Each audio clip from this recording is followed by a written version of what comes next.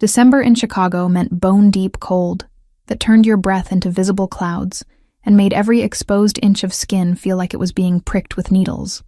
I'd been chasing a lead on corporate fraud for 3 weeks, following money trails that zigzagged through shell companies and offshore accounts. My editor at the Tribune wanted results, and I was determined to deliver them even if it meant spending my evenings in parking garages interviewing nervous accountants. The underground parking structure beneath the Maxwell Street district wasn't where I'd planned to be at 10 p.m. on a Tuesday. My source, a mid-level executive at Meridian Holdings, had insisted on this location. Anonymous, he'd said. Safe, he'd promised. Looking around at the concrete pillars casting long shadows under flickering fluorescent tubes, I was starting to question his definition of both those words.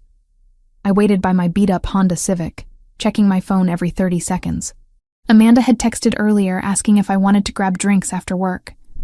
I'd lied and said I was covering a boring city council meeting. My best friend would have tried to talk me out of meeting a stranger in an isolated location, and she would have been absolutely right to do so. But good journalism required calculated risks, and this story was too important to let slip through my fingers because of reasonable caution. A black Mercedes pulled into the garage, its headlights sweeping across the empty spaces. Finally, I straightened, tucking my phone into my jacket pocket and pulling out the small voice recorder I kept for interviews. The car parked 3 spots away, engine still running. That should have been my first warning sign.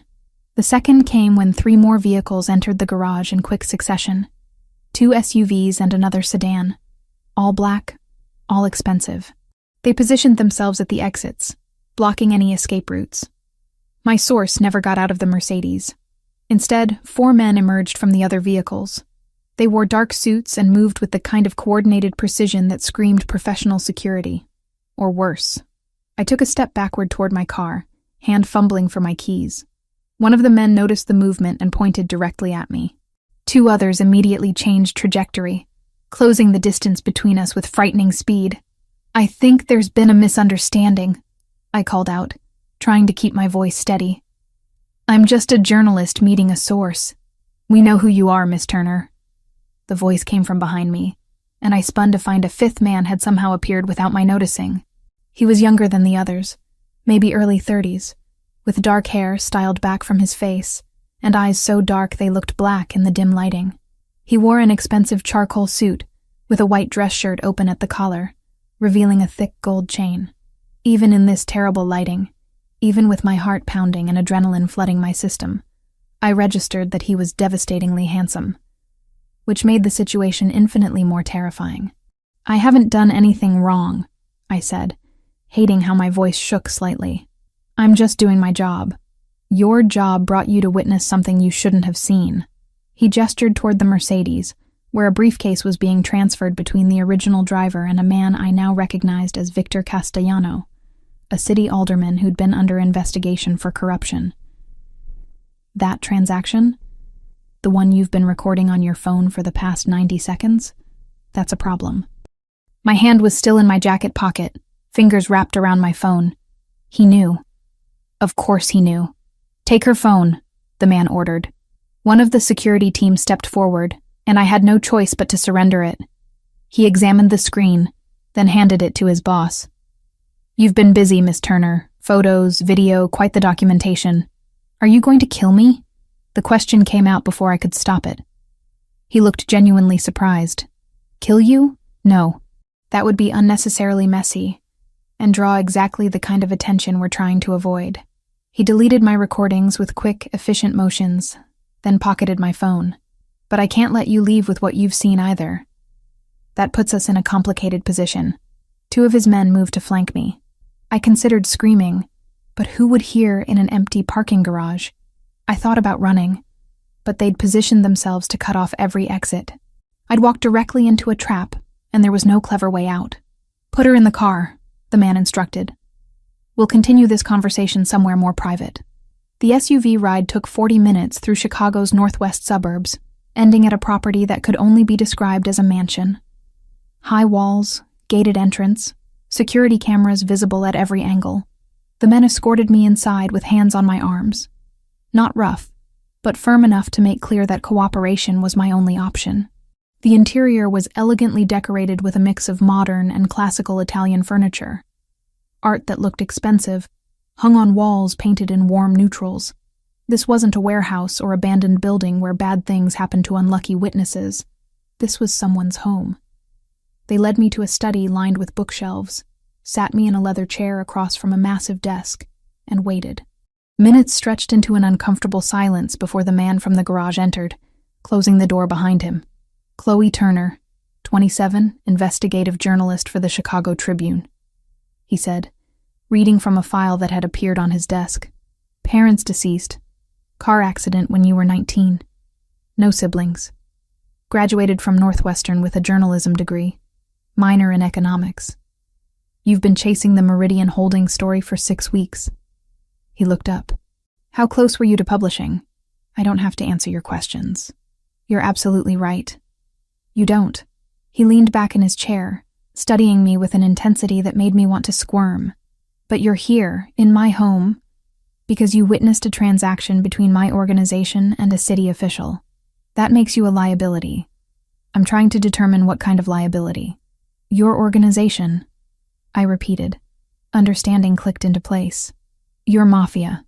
I prefer to think of my family's business as diversified interests with international reach, but yes, if you want to use crude terminology. He didn't seem bothered by the accusation. My name is Nicholas Versiani. And now we have a problem, Miss Turner, because you can't unknow what you've seen. My phone buzzed in his jacket pocket. Probably Amanda wondering why I wasn't answering. Nicholas pulled it out, glanced at the screen, then showed it to me. Amanda's name and photo filled the display. Your friend is worried about you, he observed. Should we let her know you're safe? Don't involve her in this. I have no intention of involving anyone else. The situation is complicated enough. He silenced the phone and set it on his desk. Here's what's going to happen. You're going to stay here tonight while I verify your story and determine the best path forward. Tomorrow we'll have a more detailed conversation about your future. You mean whether I'm going to disappear permanently? That would be the inefficient solution. His phone rang, and he answered with a curt greeting in Italian. The conversation lasted maybe 30 seconds before his expression changed completely. All the cold calculation replaced by something raw and human. Fear. Grief. He responded in the same language, voice rougher now, then ended the call. He sat motionless for a long moment, and I watched the transformation from dangerous crime boss to someone who'd just received devastating news. What happened? I asked, and immediately wondered why I cared. My grandmother. He said it so quietly I almost didn't hear. She's been fighting cancer for 8 months. The doctors just called. She has days, maybe a week. She's asking for me. I'm sorry. He looked at me like he'd forgotten I was there. Then his phone rang again, and he answered in Italian, listened, and responded with increasing urgency. When he ended the call, he turned to study me with new intensity. My grandmother has one final wish before she dies, Nicholas said slowly. She wants to see me settled, happy, with someone who makes me want to build a life beyond just the business.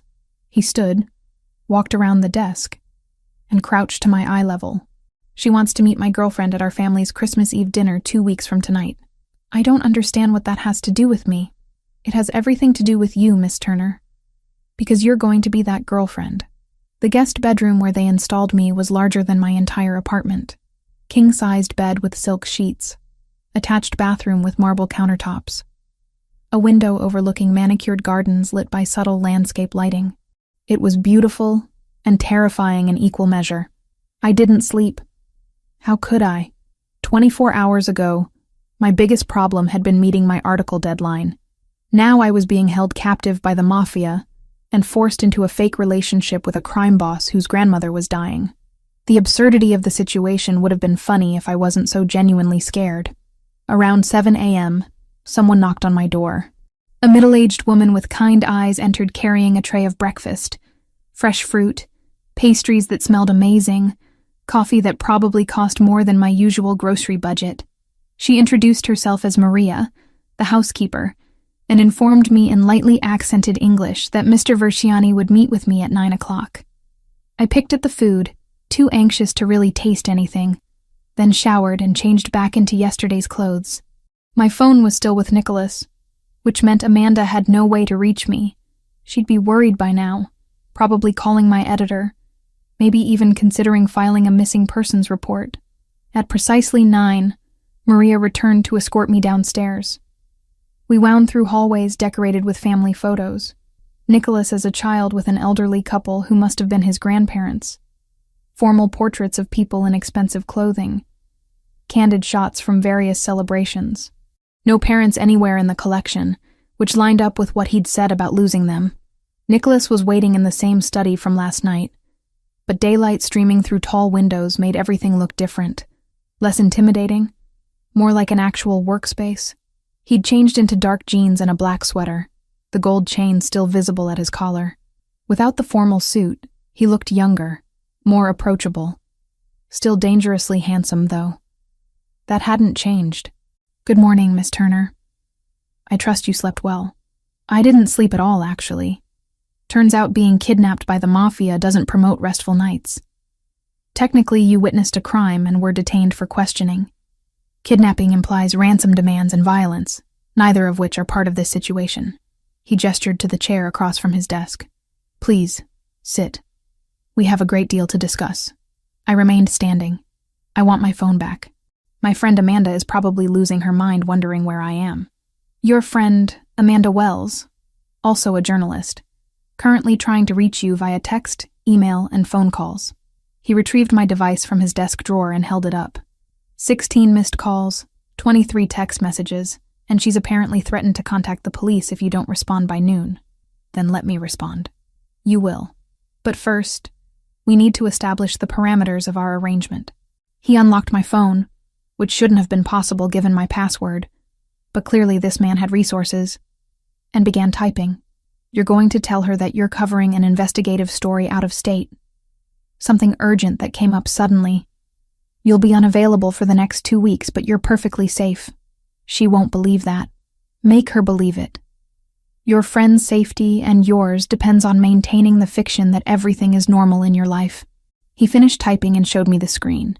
The message was convincing, casual enough to sound like me, specific enough to address Amanda's concerns. "Send this. Now." I took the phone, read through his words again, and added a few small touches that Amanda would recognize as authentically mine. A reference to an inside joke, a complaint about hotel coffee, a promise to bring back the tacky souvenirs she collected from every trip. Then I hit send before I could second-guess myself. There.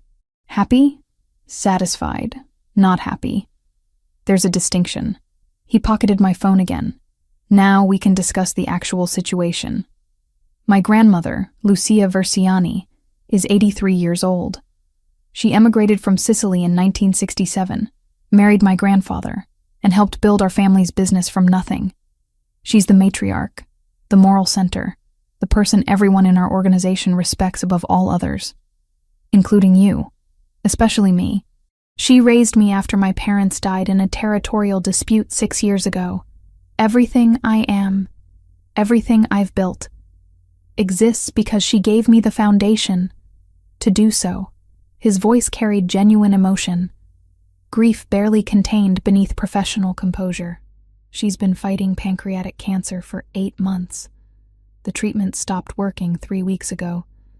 The doctors say she has days, maybe a week if we're fortunate.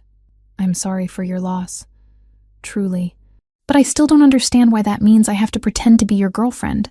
Because for the past year, every time I visit her, she asks the same questions. When will I settle down? When will I bring someone special to meet her? When will I stop dedicating every moment to business and actually build a life worth living? He stood, walking to the window overlooking the gardens. Last month, I told her I'd met someone. It was easier than explaining that relationships don't exactly fit into my lifestyle. She was so happy, Miss Turner. For the first time since her diagnosis, she smiled like she used to. So you lied to a dying woman, and now you need me to maintain that lie. Crudely put, but essentially accurate. He turned back to face me. Our family's Christmas Eve dinner is a significant event. All the extended family attends, along with our closest business associates. It's tradition, dating back 3 generations. My grandmother has been planning this year's dinner for months, determined to host one final celebration. And she's insistent on meeting the woman who's apparently captured my attention. Why not just hire an actress? Someone who actually wants to do this. Because an actress would be performing. My grandmother is perceptive, Miss Turner. She'd see through a performance immediately. But you're genuinely angry with me, genuinely uncomfortable with this situation, genuinely afraid of what I represent. That authenticity will read as real because it is real. He returned to his desk, pulling out a contract. I'm offering you $50,000 to play this role for 2 weeks. Attend the Christmas Eve dinner. Convince my grandmother that we're in a relationship, and then you're free to leave with the money in your life. $50,000. That was nearly a year's salary. That was my student loans paid off completely. That was financial security I'd never experienced in my entire adult life. And if I refuse, then I can't let you leave knowing what you know about my organization's operations. You'd remain here indefinitely, until I could determine a permanent solution to the liability you represent. His eyes held mine, and I saw no hint of bluff in their dark depths. I'm not threatening you, Miss Turner. I'm explaining reality. You witnessed a felony transaction involving a government official. That makes you a potential witness, which makes you a threat. Cooperating with this arrangement is the path that leads to your freedom. So, it's not really a choice at all. All choices involve weighing options and consequences. You're choosing the option with the best outcome for both of us. I looked down at the contract he'd slid across the desk. Legal language, terms and conditions, payment schedules. This man had actually formalized his kidnapping/fake relationship scheme. The absurdity hit me again. But this time I recognized it for what it was. A man desperate to give his dying grandmother one final moment of peace, regardless of the methods required. I'll need my own clothes. My apartment key is in my jacket pocket back in my car, which I assume your people have already retrieved from that parking garage. Already done. We collected your vehicle last night and had it transported here. Your keys, wallet, and other personal belongings are in the guest room. And yes, we can send people to your apartment to collect appropriate clothing and necessities. I'll give you a list, but I want to call Amanda. Actually speak to her, not just text. You'll have supervised calls each evening. 5 minutes, general reassurances. Nothing that reveals your actual location or situation. This is insane. Yes, he agreed simply, but it's the situation we're both in. Are you going to sign the contract, Miss Turner? I picked up the pen lying beside the papers. My hand trembled slightly as I signed my name on the designated line, officially agreeing to the most bizarre proposition of my life. Excellent. Now we can begin your preparation. Nicholas pulled out a leather-bound notebook. You need to learn everything about me. My history, my preferences, my family, my business associations. We need to develop a believable story for how we met, how long we've been together, what our relationship dynamic looks like. My grandmother will ask detailed questions, and inconsistent answers will raise suspicions we can't afford. How long have you supposedly been dating this fictional girlfriend? 3 months. We met at a gallery opening in October. You're an art journalist, not investigative. Safer story, less likely to intersect with people who might recognize you from your actual work. He started writing notes. We'll keep your real name and general background, changing only the specific details that might complicate things. And you expect me to memorize all of this in less than 2 weeks? You're an investigative journalist. Research and retention are literally your profession. He slid the notebook across the desk. Start reading. We'll begin practical exercises this afternoon. The notebook contained pages of information. Nicholas's childhood in Sicily before his family immigrated. His parents' deaths in what was described as a business dispute. His grandmother's role in raising him. Names and relationships of dozens of family members and associates. Birth dates, preferences, habits, histories. It was overwhelming. This is like studying for the world's most dangerous exam. Accurate comparison. Failure means my grandmother dies knowing I lied to her, and you remain trapped in a situation neither of us wants prolonged. He checked his watch. You have 3 hours to review the basic materials. We'll have lunch together in the dining room, where you'll practice casual conversation as if we're actually a couple. Roberto, My second in command will observe and provide feedback. You're going to critique my fake girlfriend performance? Would you prefer to fail in front of my grandmother? Roberto's blunt, but he's not dying of cancer. Better to make mistakes in practice than during the actual event. Nicholas stood, apparently considering our meeting concluded. Maria will show you to the library, where you can study without interruption. Read everything, Miss Turner. Your freedom depends on this working. I wanted to argue, to push back against this insanity. But what option did I have? I'd signed the contract. I'd witnessed too much.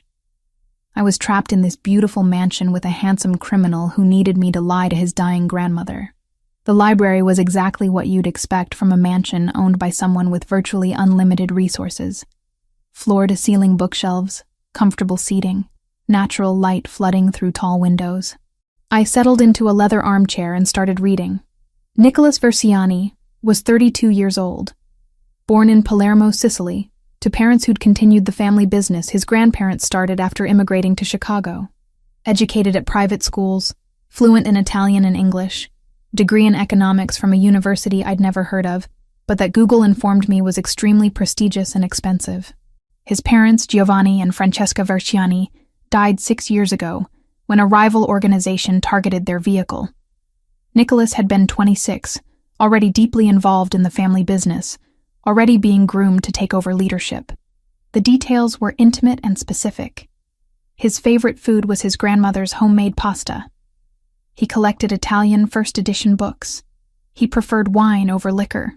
He'd never been married but had been in 2 serious relationships that ended badly. He hated winter, but tolerated Chicago's brutal cold for his grandmother's sake. He spoke to her daily, visited her twice weekly, and would apparently commit fraud and kidnapping to give her peace in her final days. 3 hours passed faster than I expected. Maria appeared to escort me to the dining room, where Nicholas was already seated at one end of a table that could have accommodated 20 people comfortably. Roberto stood near the wall, arms crossed, expression skeptical. Miss Turner, please, sit beside me rather than at the opposite end. We're supposed to be intimate, remember? Nicholas gestured to the chair immediately to his right. I sat, acutely aware of Roberto's scrutiny and Nicholas's proximity. This close, I could smell his cologne, something expensive and subtle that probably cost more than my monthly rent. Maria served lunch, pasta with a cream sauce that tasted incredible despite my complete lack of appetite. Nicholas ate calmly, occasionally asking me questions about the material I'd read. When I answered correctly, he'd nod approval. When I hesitated or got details wrong, Roberto would make disapproving sounds. Your grandmother's name is Lucia, middle name Margarita, maiden name Catalano. She's 83, born in 1942 in a village outside Palermo. She married your grandfather Antonio in 1964, immigrated to Chicago in 1967. They had 3 children. Your father Giovanni was the oldest, then your Aunt Rosaria, then your uncle Giuseppe. She's been widowed for 12 years since Antonio died of a heart attack. Good. And how did we meet? Gallery opening in October. You were there for business? I was covering it for the art section of a magazine. We started talking about a sculpture you hated, bonded over shared terrible taste in modern art, and you asked for my number. Who asked for whose number? Roberto interjected. I looked at Nicholas, unsure. He raised an eyebrow, waiting. You asked for mine, I decided. You're confident enough to make the first move, and it fits your personality profile better. Acceptable, Roberto said grudgingly, but you need to sound more certain. Hesitation indicates lying. The afternoon continued in this fashion. Questions, corrections, uncomfortable proximity to Nicholas as we practiced the small intimacies that couples display naturally.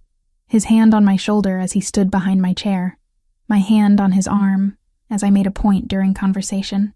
The casual touches felt alien and forced, which Roberto noted immediately. You flinch every time he touches you. That reads as fear, not affection. Maybe because I am afraid, I snapped.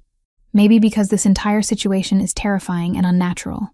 Then get over it quickly, Roberto shot back. Mrs. Versiani isn't stupid. She'll notice if her grandson's girlfriend acts like he's dangerous. He is dangerous. To his enemies. not to the woman he supposedly loves. Roberto moved closer, his presence intimidating. You need to understand something, Miss Turner. Nicholas would never hurt someone under his protection. He couldn't save his parents, couldn't save his sister. Those failures haunt him. He'd die before letting harm come to anyone he claims to care about. I looked at Nicholas, who'd gone very still. Your sister? That's not in the notebook, he said quietly. No, because it's not something I discuss. But Roberto's right. You should know. Nicholas set down his fork, appetite apparently gone. 5 years ago, my younger sister Carla was killed in a kidnapping attempt. She was 21, studying at university, supposed to be safe under our security protocols. She wasn't involved in the business, wasn't part of any conflicts, just an innocent who died because someone wanted to hurt me. The grief in his voice was raw and real, and suddenly this intimidating crime boss looked like a man who'd lost too much too young. I'm sorry, I didn't know. How could you? It's not the kind of thing we advertise. He stood abruptly. Let's take a break. You've absorbed a great deal of information today. We'll resume tomorrow morning. I watched him leave, Roberto following after giving me one final assessing look. Then I was alone in the massive dining room, surrounded by expensive furniture and family photographs that told stories of loss and survival. My phone buzzed. Nicholas had returned it during lunch.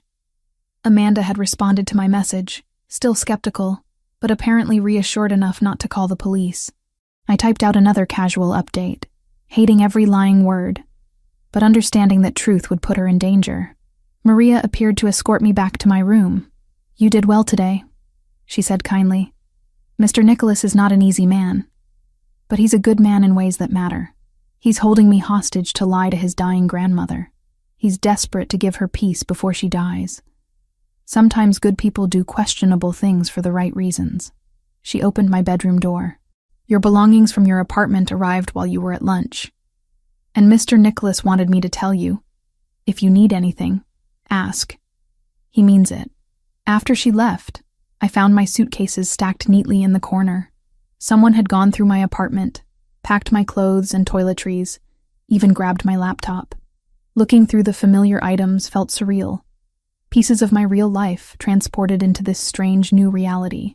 I pulled out my phone and called Amanda, keeping it brief and casual despite the supervised call limitation. She believed my story about the out-of-state assignment, or at least pretended to believe it.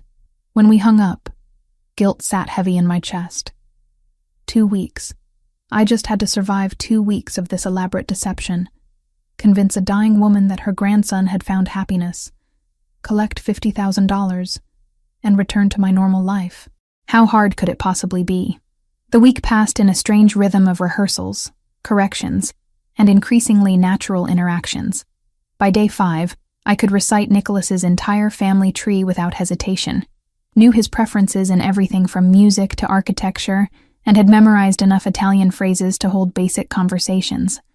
Roberto's critiques became less frequent, which I took as grudging approval. But the real shift happened during our shopping trip. Nicholas insisted we needed to select appropriate clothing for the various Christmas events. Not just the main dinner, but family gatherings leading up to it. Church services, casual visits with his grandmother. I'd assumed he'd send me with Maria or one of his staff. But instead he drove us himself to an exclusive boutique in downtown Chicago that apparently stayed open late for special clients. The owner, a sophisticated woman named Elise, greeted Nicholas with familiar warmth. It's been too long, and this must be the famous Chloe I've heard about. I managed not to react visibly to being discussed by strangers, instead smiling like this was perfectly normal. Nicholas's hand settled naturally at the small of my back, as Elise led us through displays of designer clothing that probably cost more than my car. We need several outfits, Nicholas explained. Something elegant for Christmas Eve, something more casual for family dinners, appropriate church attire, and general winter wear. I have my own clothes, I protested quietly, as Elise began pulling pieces from racks. You have clothes suitable for your real life. This is a performance that requires a specific wardrobe. He turned to Elise. Show her the emerald dress first. It'll complement her eyes. The emerald dress was stunning. Silk that draped elegantly, neckline that was sophisticated without being revealing, cut that somehow made me look taller, and more graceful than I actually was. I stepped out of the dressing room feeling absurdly self-conscious, and Nicholas's expression when he saw me made my breath catch. "Perfect," he said quietly. "That one is essential. It's also probably more expensive than my monthly rent. Good thing you're not paying for it then." He stood, walking a slow circle around me. The attention should have felt objectifying, but instead it felt like an artist examining his work. "Elise, we'll take this one. Now show her the burgundy option." The afternoon continued in this fashion, me trying on clothing while Nicholas provided commentary with surprising expertise in women's fashion. The burgundy dress was purchased, along with a sophisticated charcoal pantsuit, a cream-colored dress perfect for church, designer jeans paired with cashmere sweaters in various shades, and winter coats that actually fit properly unlike my threadbare parka. "This is too much," I said during a break while Elise processed the purchases. "I'm only here for 2 weeks. 2 weeks where you need to convincingly portray someone who belongs in my world. That requires looking the part." He gestured to the mountain of shopping bags accumulating near the register. "Besides, the clothes are yours to keep afterward. Consider it part of your compensation. I don't want compensation in designer dresses. No, you want $50,000 and your freedom. The dresses are a bonus." He moved closer, close enough that I had to tilt my head back to maintain eye contact. "You're doing well, Chloe. Better than I expected. The initial fear is fading. You're starting to actually engage with the role instead of just enduring it. Maybe I'm just a better actress than you gave me credit for. Maybe. Or maybe you're discovering that I'm not quite the monster you assumed I was." Before I could respond, his phone rang. He stepped away to answer, and his expression darkened immediately. The conversation was brief and entirely in Italian, but I caught enough words to recognize bad news. When he ended the call, he looked exhausted. "My grandmother had another episode. She's stable now, but the doctors are reducing her timeline projections. Days, not weeks." He ran a hand through his hair, disrupting the careful styling. "We need to move up the family introduction. She's asking to meet you tomorrow." "Tomorrow? Nicholas, I'm not ready." "You'll have to be ready. She's insistent, and I can't deny her this." He returned to the register, pulling out a credit card. "Elise, we need everything delivered to my address within 2 hours. Include accessories, jewelry, shoes, whatever you think appropriate." The drive back to the mansion was tense and silent. I could feel Nicholas's anxiety radiating off him in waves. See how tightly he gripped the steering wheel. This powerful, controlled man was terrified of losing the one person who mattered most to him. "What do I need to know about meeting her?" I asked as we pulled through the gated entrance. "Be yourself. She responds to authenticity, not performance. But remember, she thinks we've been together 3 months, that I'm genuinely in love with you, that you've made me happier than I've been in years." He parked and turned to face me fully. "Can you do that?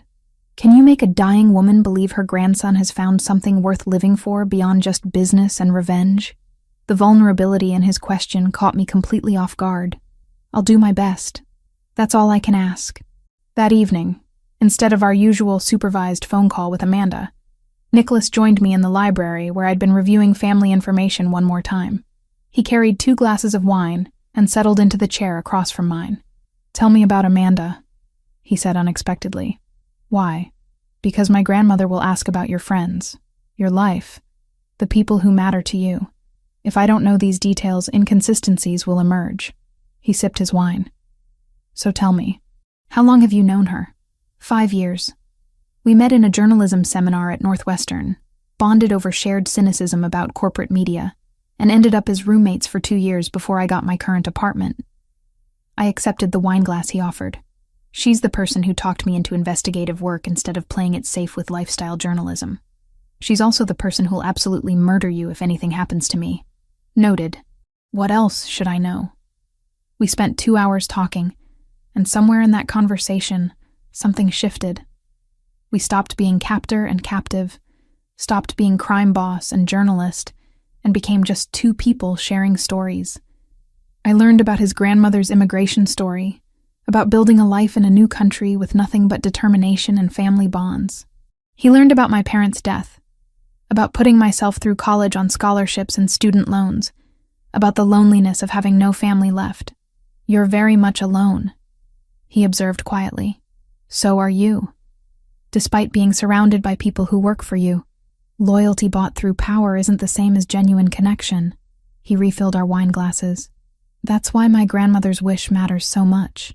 She wants to know I won't end up isolated, living only for the business, dying without anyone who actually cares about the man beneath the reputation.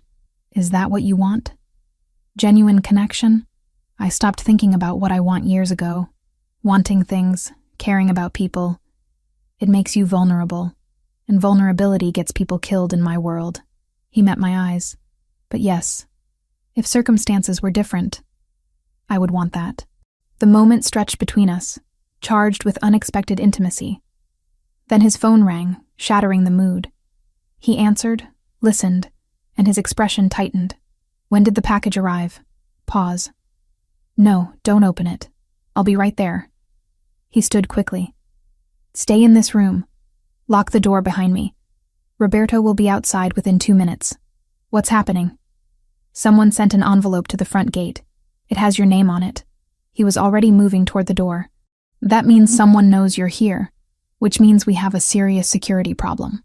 After he left, I locked the door as instructed and waited. Minutes felt like hours. Finally, Roberto's voice came through the wood, telling me it was safe to open up. What was in the envelope? I asked as soon as I let him in. Photographs. You entering this property. You shopping with Nicholas today. You standing in the window of the guest room. Roberto's expression was grim. The Albanian organization has been watching. They know about you, which makes you a target. The Albanians? I thought Nicholas's business was with city officials, and Nicholas's business involves many players, including rival organizations who'd love to find a weakness they can exploit. He gestured toward the hallway. Come with me. We're moving you to a more secure location within the house. The new room was in the center of the mansion. No windows, reinforced door. It felt less like a bedroom and more like a bunker. Nicholas arrived 20 minutes later, looking darker than I'd ever seen him. This changes things, he said without preamble. The Albanians are escalating. They've been looking for leverage against our organization since we took over several waterfront territories they wanted.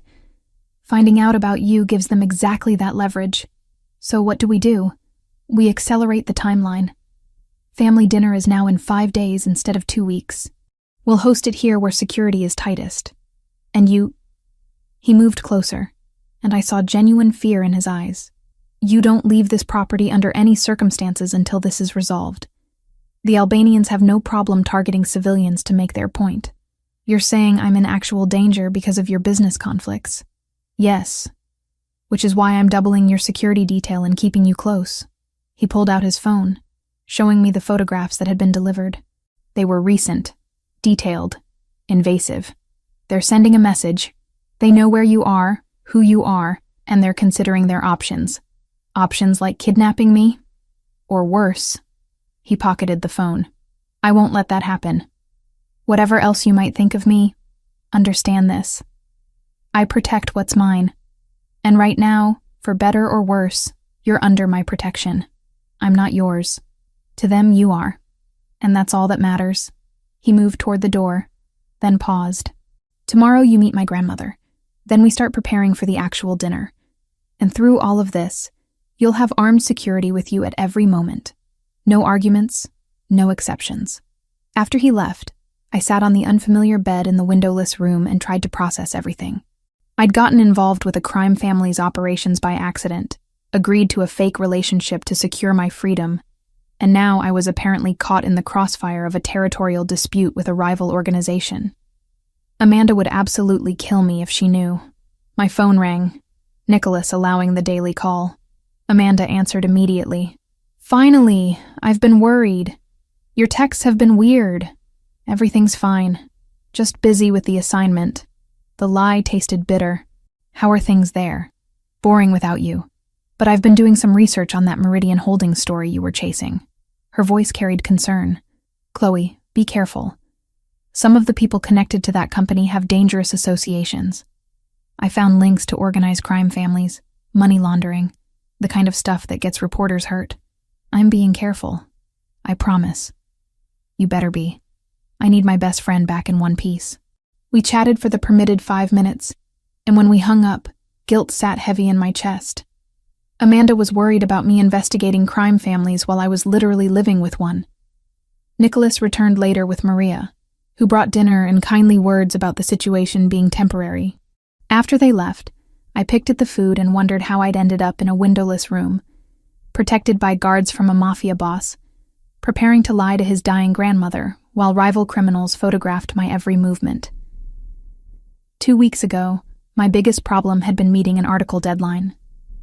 Now I was trapped in something far more dangerous than I'd ever imagined, and the man holding me captive was starting to feel less like a villain and more like someone just trying to protect the few people he had left to care about, which was possibly the most dangerous realization of all. Meeting his grandmother changed something fundamental. I'd expected judgment, maybe suspicion. Instead, Lucia Verciani looked at me with eyes that had seen 8 decades of life and made her own calculations about what mattered. She held my hand with surprising strength for someone so diminished by disease, studied my face like she was reading a book, written in a language only she understood, and asked questions that had nothing to do with our fabricated love story. "You have lost people," she said after 20 minutes of polite conversation about how Nicholas and I supposedly met. Not a question, a statement. My parents, 6 years ago. Then you understand what it means to carry grief. She glanced at Nicholas, who stood near the window of her hospital room looking uncomfortable with emotions he couldn't control. My grandson carries too much, always trying to protect everyone, never letting anyone protect him. He's dedicated to his family, I offered carefully. Dedicated. She made a dismissive sound. Obsessed is the word. Ever since Giovanni and Francesca died. Ever since Carla. Her voice broke slightly. He thinks if he controls everything, plans everything, no one else will die. But control is an illusion, child. Death comes when it wants. Nicholas turned from the window. Nonna, you're supposed to be resting, not philosophizing about mortality. I am dying. I can philosophize about whatever I want, but her tone was affectionate. She looked back at me. You will take care of him when I'm gone? The weight of that question pressed against my chest. This woman genuinely believed I'd be part of Nicholas's life after she died. She was asking me to carry a responsibility I'd never agreed to, built on lies I was being paid to tell. I'll do my best, I said, because what else could I say?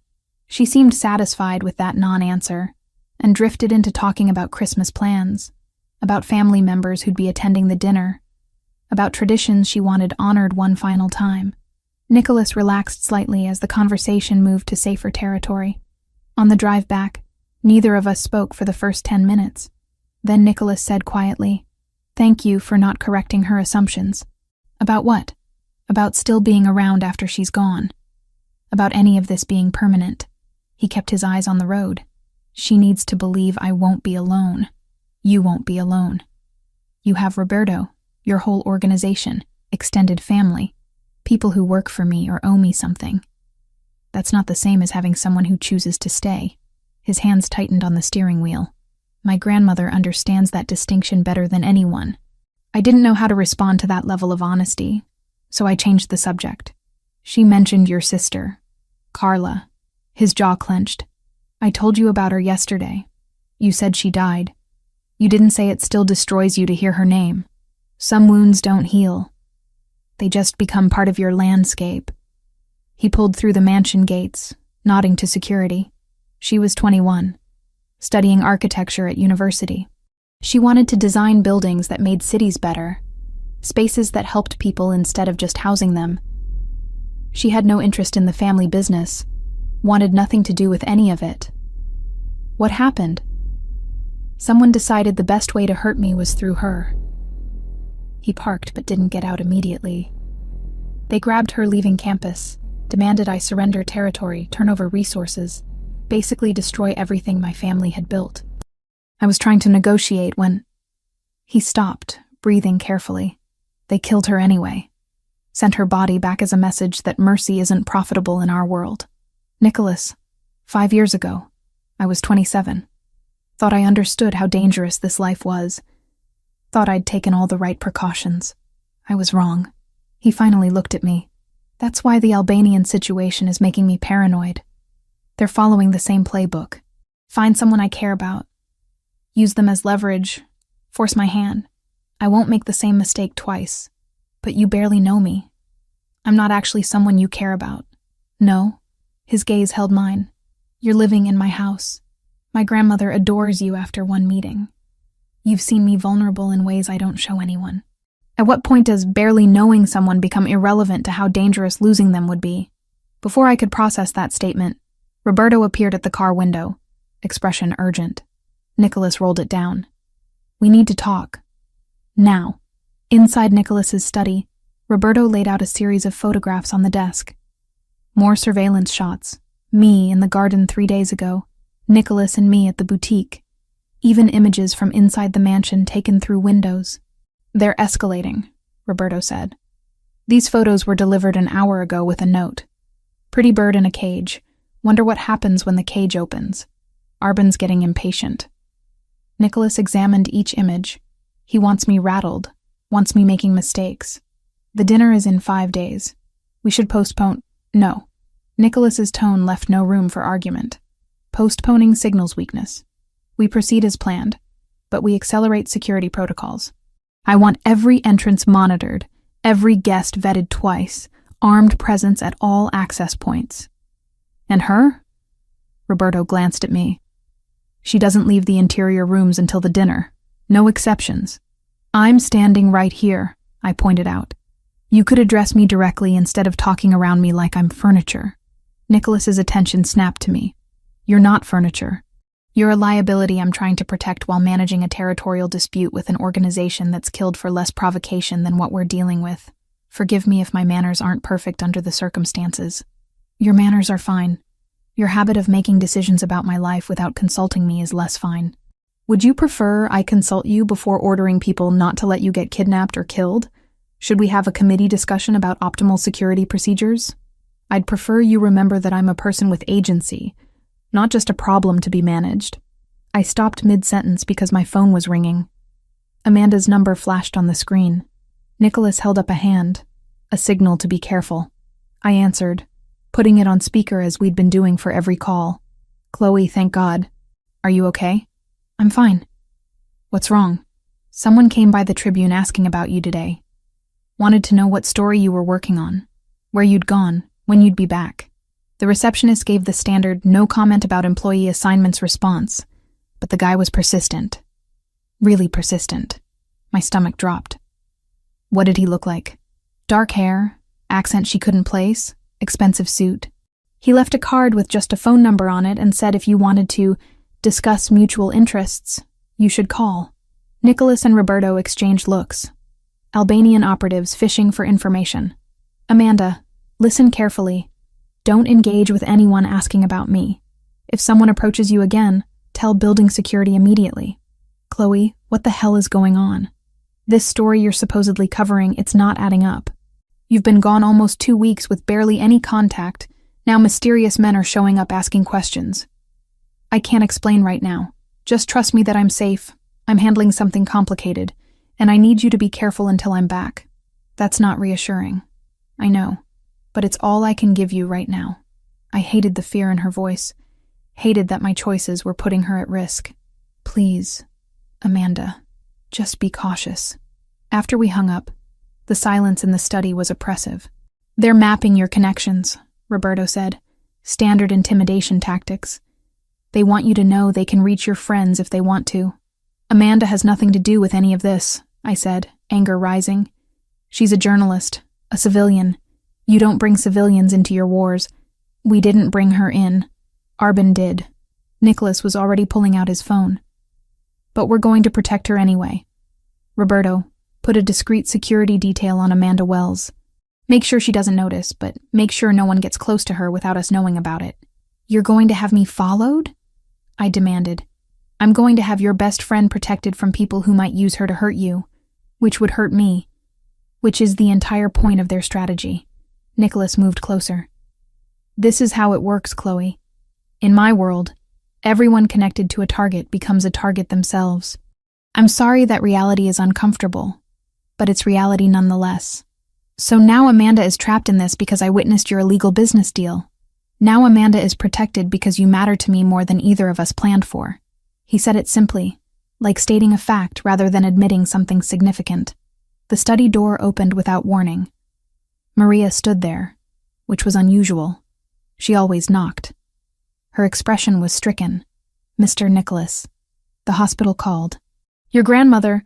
She couldn't finish the sentence. Nicholas went absolutely still. Is she? She had a cardiac episode. They stabilized her, but the doctor says it's time. He's suggesting you come now if you want to, if there are things to be said. He was moving before Maria finished speaking, grabbing his jacket, keys. Then he stopped and looked back at me. Come with me. Nicholas, I shouldn't. This is private. Family. You're supposed to be my girlfriend. She asked to see you again. Please. The last word cost him something to say. We made the drive in half the time it should have taken, Nicholas white-knuckling the steering wheel while Roberto navigated from the passenger seat. I sat in back, uselessly trying to think of something comforting to say and coming up empty. Lucia was awake when we arrived, but visibly weaker.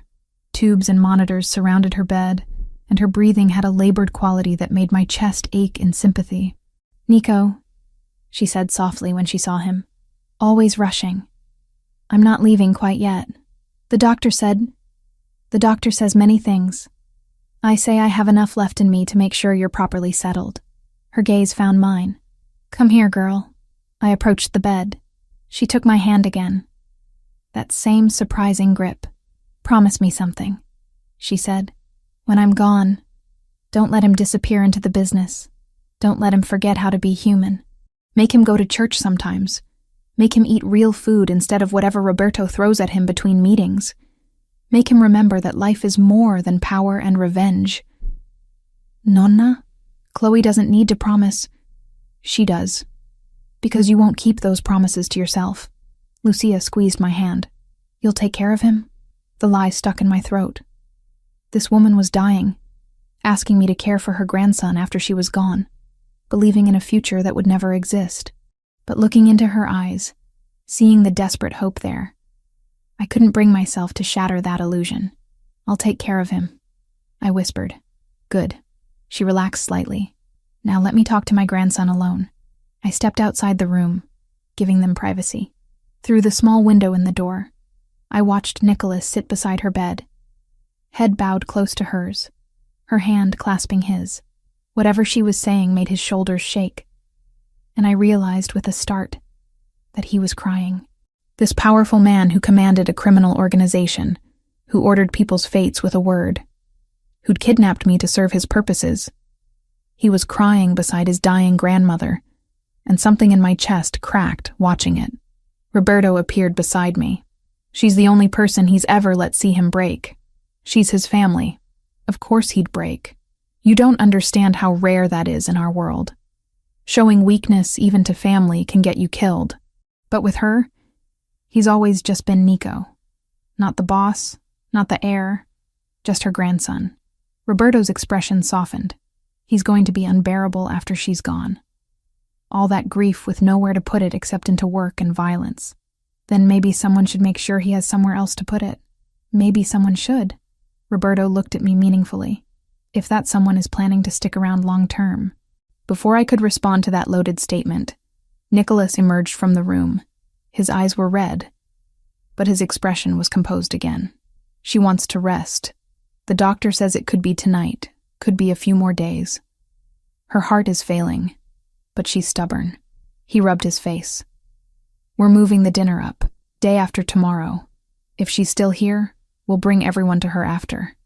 If she's not, his voice caught. If she's not, at least I kept my promise to give her one last Christmas. We drove back in silence. When we arrived at the mansion, Nicholas disappeared into his study without a word. Maria whispered that this was normal, that he needed space to process, that I shouldn't take it personally. But hours passed, and when I finally worked up the courage to check on him, I found him sitting in the dark, a bottle of whiskey mostly empty on the desk, staring at nothing. You should eat something, I said from the doorway. Not hungry. Nicholas. She made me promise to be happy. He laughed bitterly. Can you imagine? Her dying wish is that I stop focusing solely on business and revenge and actually build a life worth living. She has no idea what she's asking. I moved into the room, closing the door behind me. Maybe she knows exactly what she's asking. Maybe she understands that you're destroying yourself and she wants better for you. There is no better in my world. There's survival and there's death. She's romanticizing something that doesn't exist. Or you've forgotten it can exist because you've spent 5 years punishing yourself for your sister's death. The words came out harsher than I intended. You can't protect everyone, Nicholas. You can't control everything. And drinking yourself unconscious the night before you're supposed to finalize security for a massive event probably isn't the strategic genius move you think it is. He looked up at me, expression unreadable. Why do you care? You're being paid to pretend to care. You don't actually have to. Maybe I'm a better actress than you gave me credit for. I grabbed the whiskey bottle from his desk. Or maybe watching you self-destruct is harder than I expected. Either way, you're going to eat something, drink water, and get some sleep. Tomorrow we have a dinner to finalize, and a grandmother to not disappoint. She's dying. I'm going to disappoint her by definition. As she's dying thinking you found someone who makes you want to be more than just the boss, don't disappoint her by proving that was a fantasy. I pulled him to his feet, surprised when he didn't resist. Come on. I led him to the kitchen, made him sit at the island while I rummaged through the refrigerator for something easy. Ended up heating leftover pasta Maria had prepared earlier. The entire time, he watched me with an intensity that made me hyper-aware of every movement. You know you don't have to do this, he said as I set the plate in front of him. Do what? Take care of me. That's not part of our arrangement. Consider it an investment in my own survival. If you're too drunk or sleep-deprived to make good decisions, the Albanian mafia might actually succeed in kidnapping me. Purely selfish motives. I poured him water. Eat. He did, mechanically at first, then with more focus as actual hunger kicked in. When he finished, I pushed the water glass closer. All of it. Then bed. You're very bossy for someone who's technically my prisoner. I prefer to think of myself as an unwilling consultant on your terrible life choices. I leaned against the counter. Besides, your grandmother asked me to take care of you. I keep my promises, even the ones I'm forced into. Something shifted in his expression. You really meant that. When you promised her. I meant it in the moment. Whether it's possible long-term is a different question. He stood, closing the distance between us. We'd been in close proximity before, during the shopping trip, practicing couple behavior, the night I'd bandaged his shoulder. But this felt different, more raw, like all the pretense had been stripped away, and we were just two people who'd somehow ended up mattering to each other, despite all the reasons we shouldn't. What if I asked you to stay? He said quietly. Not because of the arrangement. Not because of my grandmother.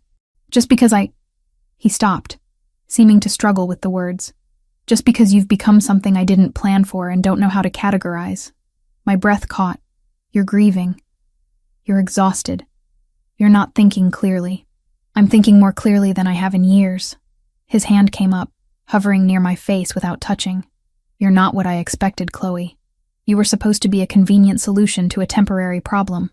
Instead, you're... The moment shattered when his phone rang. He answered, listened, and every bit of softness disappeared from his expression. When? Pause. Both warehouses? Simultaneously? Another pause. Get everyone to the compound. Lock it down. I'm on my way. He ended the call and looked at me with something like regret. The Albanians just hit 2 of our major storage facilities. This isn't posturing anymore. It's war. What does that mean for the dinner? It means we're doing it tomorrow whether we're ready or not.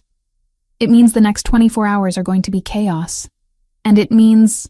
He stopped at the kitchen door, turning back. It means you stay in the interior rooms no matter what you hear or see. Promise me. Nicholas. Promise me, Chloe. I promise. He left, and I stood alone in the kitchen, heart pounding, wondering how a fake relationship with a criminal had somehow become the most real thing in my life, and wondering what would happen when reality came crashing down around us. Christmas Eve arrived wrapped in chaos barely contained. The mansion had transformed overnight. Decorations appeared as if by magic. Garlands wound through banisters, candles clustered on every surface, a massive tree in the entrance hall dripping with ornaments that looked antique and expensive. Tables were being arranged in the grand dining room by staff I'd never seen before, all moving with precision under Maria's watchful direction. I stayed in my interior room as instructed, watching the preparations through security monitors Nicholas had installed, so I wouldn't feel completely isolated. Armed guards positioned at every entrance, metal detectors disguised as decorative archways. Nothing about this looked like a family celebration. It looked like a fortress preparing for siege. Amanda had texted early that morning, a quick message saying someone had been following her but lost them near her apartment. The security detail Nicholas assigned was working, but knowing she was being watched because of me made guilt settle like concrete in my stomach. Maria arrived at noon with the dress Nicholas had selected, the emerald silk that had made his breath catch in the boutique. She helped me into it, arranged my hair in loose waves, applied makeup with an expert hand that made my features look sharper, more defined. "You look like you belong here," she said, stepping back to assess her work. "I don't, though. Belonging is a choice, not a birthright." She fastened a delicate gold necklace around my throat. Mr. Nicholas's grandmother believed that. She was an immigrant who built a life in a country that didn't want her. She chose to belong, and eventually everyone agreed. That's different. She had strength I don't have. "You have been living in this house for 2 weeks, surrounded by armed criminals, threatened by rival organizations, forced to lie to a dying woman, and you haven't broken." Maria's eyes met mine in the mirror. "You have more strength than you credit yourself for." Nicholas came to get me at 4. He wore a black suit, tailored so precisely, it looked like it had been grown on his body rather than sewn. White shirt, black tie, gold cufflinks catching light. The chain was gone, too casual for tonight's formality. He looked every inch the powerful boss everyone believed him to be. "You're stunning," he said, and for once there was no calculation in the compliment, just honest appreciation. "You clean up acceptably," I replied, trying to keep things light, despite the tension radiating off him. Roberto confirmed all guests. Everyone's been vetted twice. Security is as tight as we can make it without turning this into an obvious military operation. He offered his arm. "Ready to perform?" "As ready as I'll ever be." The first guests were already arriving as we descended the main staircase. I recognized some faces from the files I'd memorized. His Aunt Rosaria with her husband, his Uncle Giuseppe, and 3 cousins whose names I frantically recalled. They greeted Nicholas with embraces and rapid Italian, then turned curious eyes on me. "Everyone, this is Chloe," Nicholas said, his hand settling possessively at my waist. "Chloe, my family." Rosaria pulled me into a hug before I could react. Finally, a woman who can handle my nephew. We were starting to think he'd die alone with his account books. "I'm still here, Zia," Nicholas said dryly. "And thank God for it." She switched to English with barely a trace of accent. "You're the journalist, yes? The one who argued with him about terrible art?" "That's me. Though in my defense, the sculpture really was awful." She laughed, and some of the tension in my shoulders eased. Maybe this wouldn't be complete disaster. More guests filtered in over the next hour. Business associates whose smiles didn't reach their eyes. Allied family representatives assessing me like I was a stock they were considering investing in.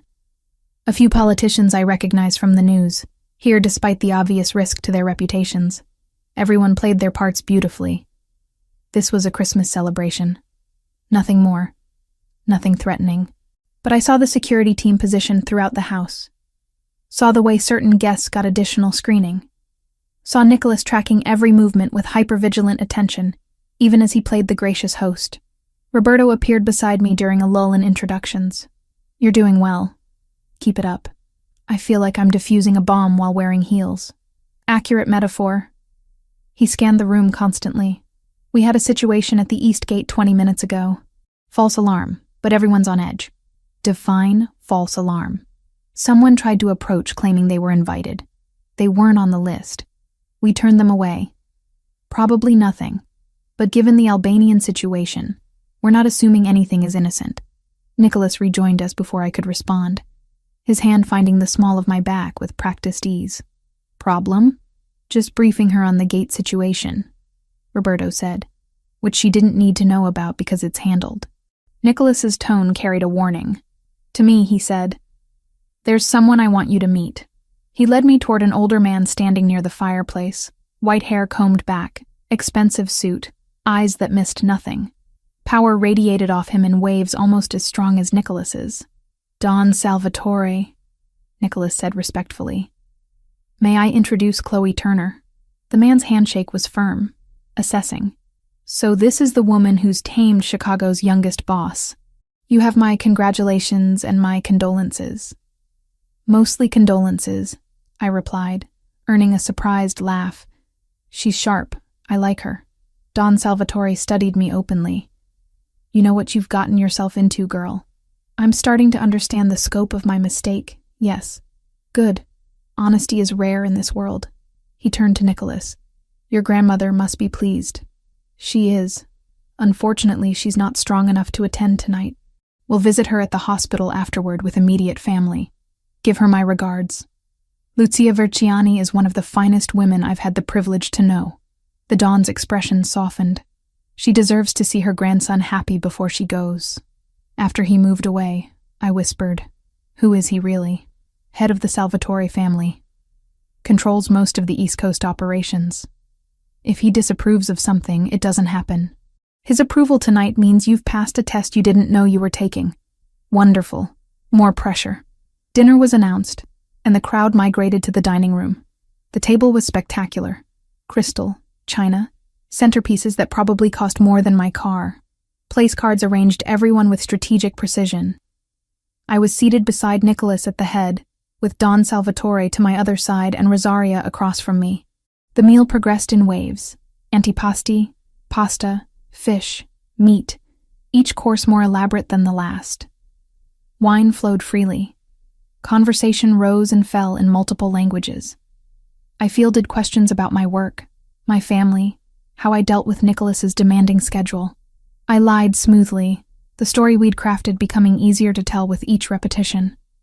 But under the surface, tension hummed.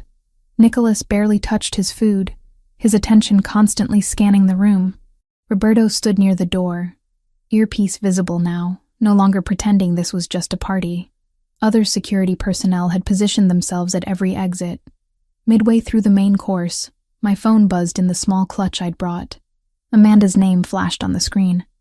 I glanced at Nicholas, who gave a subtle nod. I excused myself, moving to an anteroom off the dining area. "Amanda, everything okay?" "Define okay."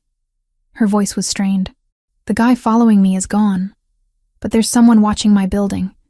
Black car, tinted windows, been there for hours. Chloe, what the hell is going on? And don't tell me you're covering a story out of state because I'm not an idiot. I can't explain right now, but the security watching you, they're there to protect you, not hurt you." "Security? Chloe, are you in danger?"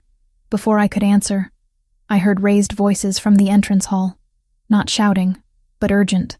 Nicholas appeared in the doorway of the anteroom, expression hard. "We need to end this call, now. Amanda, I have to go. Stay inside your apartment. Don't open the door for anyone except police with visible badges. I'll call you when I can." "Chloe," I hung up, guilt and fear warring in my chest. "What's happening?" "Carlo's here. My cousin. The one we identified as the traitor working with the Albanians." Nicholas's jaw was tight. "He's demanding entry, claiming he has a right to attend family Christmas. Do you let him in? If I don't, he'll make a scene that draws attention we can't afford. If I do, we have a confirmed Albanian informant inside the house during our most vulnerable gathering." He pulled out his phone, typing rapidly. "Roberto's running interference, but I need to handle this personally. Come with me." We returned to the dining room. Nicholas stood, raising his wineglass. "My apologies for the interruption. There's a small matter at the entrance that requires my attention. Please, continue enjoying your meal. I'll return momentarily." The murmur of conversation resumed as we exited. In the entrance hall, Carlo stood flanked by two of Roberto's security team. He was younger than I expected, maybe 25, with Nicholas's dark coloring but without the same presence. When he saw us, His expression twisted into something ugly. Finally, the great Nicholas Verciani graces me with his attention. Carlo's words slurred slightly. He'd been drinking. Too busy with your new toy to remember family? You're not invited, Carlo. You know why? Because you think I'm a traitor? You have no proof. I have surveillance footage of you meeting with Albanian operatives 3 times in the past 2 weeks. I have financial records showing payments from shell companies tied to Arbin's organization. I have testimony from 2 of my men who witnessed you passing information about our security protocols. Nicholas's voice was deadly calm. So yes, I think you're a traitor. I know you're a traitor. Carlo lunged forward, held back by security. You never gave me a chance. Always the golden grandson. Always the one Nonna loved most. Always the heir. I'm family too, Nicholas. You sold out your family for money and resentment. That makes you less than nothing. Nicholas moved closer, voice dropping. You have one chance to walk away from this alive. Tell me what Arbin is planning. Tell me what tonight's real target is. Do that, and I'll let you disappear instead of ending this the traditional way. Go to hell. Wrong answer. Nicholas nodded to Roberto, who moved with frightening speed. Carlo was on the ground before I fully processed what happened, zip ties binding his wrists. Take him to the lower storage room, Nicholas ordered. We'll deal with this after the guests leave. As they dragged Carlo away, he screamed threats and obscenities in Italian. Some of it I understood. Curses against Nicholas, against his grandmother, against me. The word puttana came through clearly. Whore. Nicholas went absolutely still. Then, deliberately, he walked over to where Roberto had pinned Carlo and crouched down to eye level. You can insult me all you want. That's your right as a soon-to-be dead man, but you will not disrespect her. Understood? Carlo spat in his direction. Nicholas didn't flinch, just stood and nodded to Roberto. Make sure he's secured, and check every guest. I want to know if anyone else here is compromised. We returned to the dining room. I was shaking slightly, adrenaline flooding my system. Nicholas took my hand under the table, squeezed once, then released. A silent reassurance. Everything resolved? Don Salvatore asked quietly. A minor family disagreement, nothing that concerns our guests. Nicholas's smile was perfectly crafted. Now, where were we? The meal continued, but the atmosphere had shifted. Conversations were more subdued. People started checking watches, making excuses about early mornings. By the time dessert was served, it was clear the party was winding down earlier than planned. Roberto appeared and whispered something to Nicholas, who went pale. He stood immediately. My apologies, but I've just received word from the hospital. My grandmother has taken a turn. Immediate family will be heading there now. For everyone else, please continue to enjoy the evening. Maria and the staff will see to your needs. The Don stood as well. Give her my best. We'll take our leave and let you tend to family matters. Within 20 minutes, the house had mostly cleared.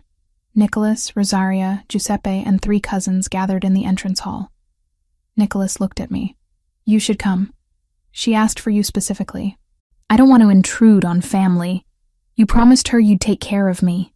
His voice was raw. She'll want to see that you meant it. The drive to the hospital was silent, except for quiet sobbing from Rosaria. When we arrived, a doctor met us with the expression medical professionals get when delivering bad news. She's stable for now, but her heart is failing rapidly. She's asking for Nicholas. She's been asking for the past hour. We crowded into her room, and I hung back near the door, not wanting to take space from actual family. But Lucia's eyes found me immediately. There she is. Come here, child. I moved to the bedside. She took my hand with surprising strength. You came. Good. She looked at Nicholas. All of you out. I need to speak with Chloe alone. Nonna. Out. I don't have time to argue. Her tone allowed no debate. One by one, they filed out. Nicholas last. He gave me a look I couldn't quite read, then closed the door behind him. Lucia studied me with those sharp eyes. You think I don't know. My heart stopped. Know what? That this started as something false. That my grandson forced your hand somehow. Made you play this role. She smiled slightly. I've lived 83 years in a world built on lies and necessities. You think I can't recognize when something begins as strategy? I'm sorry. I didn't want to deceive you. But something changed. She squeezed my hand. What started false became real, didn't it? I see how you look at him when you think no one notices. I see how he's different with you. Softer, more human. That cannot be faked, no matter how good the actress. Tears burned behind my eyes. I don't know what it is. I just know it's complicated. Love is always complicated. It wouldn't be worth having otherwise. She shifted painfully. I'm going to ask you something, and I need the truth. Do you care for my grandson? Not the performance, not the arrangement. Really care? I thought about lying, about maintaining the fiction to the end. But those sharp eyes deserved honesty. Yes. God help me. Yes. Then promise me again. Promise you'll fight for him. Even when he makes it difficult. Even when his world seems too dark to navigate. Promise you'll be the light that reminds him life is worth living beyond revenge and responsibility. Mrs. Versiani, promise me, Chloe. I promise. She relaxed, sinking back into pillows. Good. Now send my grandson in. I need to release him from some promises so he can keep new ones. I called Nicholas back in. He went to her bedside immediately, taking the hand I'd just released. I started to leave, but she shook her head. Stay. You should hear this too. She looked at Nicholas. You've been a good grandson, better than I deserved. You've carried burdens no one should bear alone, and you've done it with honor and strength that would make your father proud. Nonna, please. Let me finish. I don't have much time, and I need you to hear this. She took a labored breath. I'm releasing you from your promise to me. The one you made after Carla died, when you swore you'd dedicate yourself to protecting the family above all else, that you'd never let personal attachments make you vulnerable again. Nicholas's face went white. That promise is why I've kept everyone safe. That promise is why you've been half alive for 5 years. It's time, Nico. Time to let yourself actually live, not just survive. She glanced at me, then back to him. You found someone worth breaking old promises for. Don't waste that gift because you're afraid of loss. I can't lose anyone else. I won't survive it. You will. Because that's what we do. We survive, we grieve, we keep living. Her voice was fading. Love her, Nico. Let her love you. Build something beautiful instead of just defending something broken. Her eyes closed, and for a heart-stopping moment I thought she was gone. But her chest still rose and fell, shallow but steady. Nicholas leaned down, pressed a kiss to her forehead, whispered something in Italian I didn't catch. We stayed another hour. Family filtered in and out, saying goodbyes that felt final. Lucia slept through most of it, occasionally waking to smile at whoever was there, then drifting off again. When we finally left, dawn was breaking. Christmas morning.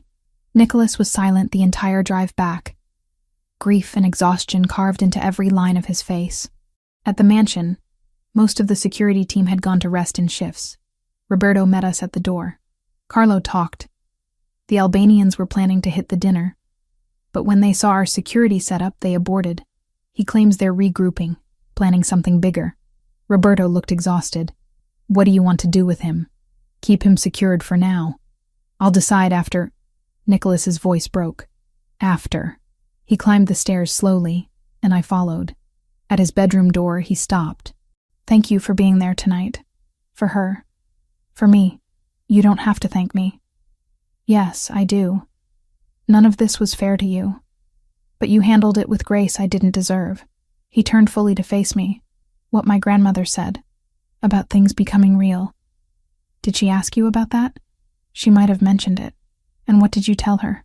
I met his eyes, those dark eyes that had terrified me 2 weeks ago, and now just looked heartbroken and exhausted. I told her the truth, that it's complicated, but it's real. He moved faster than I expected, closing the distance between us, his hands framing my face. Say that again. It's real, Nicholas. Whatever this is, it's real. He kissed me then, and it wasn't strategic or performed or calculated. It was desperate and honest and tasted like grief and relief mixed together. I kissed him back, my hands fisting in his jacket, pulling him closer. When we broke apart, both breathless, he rested his forehead against mine.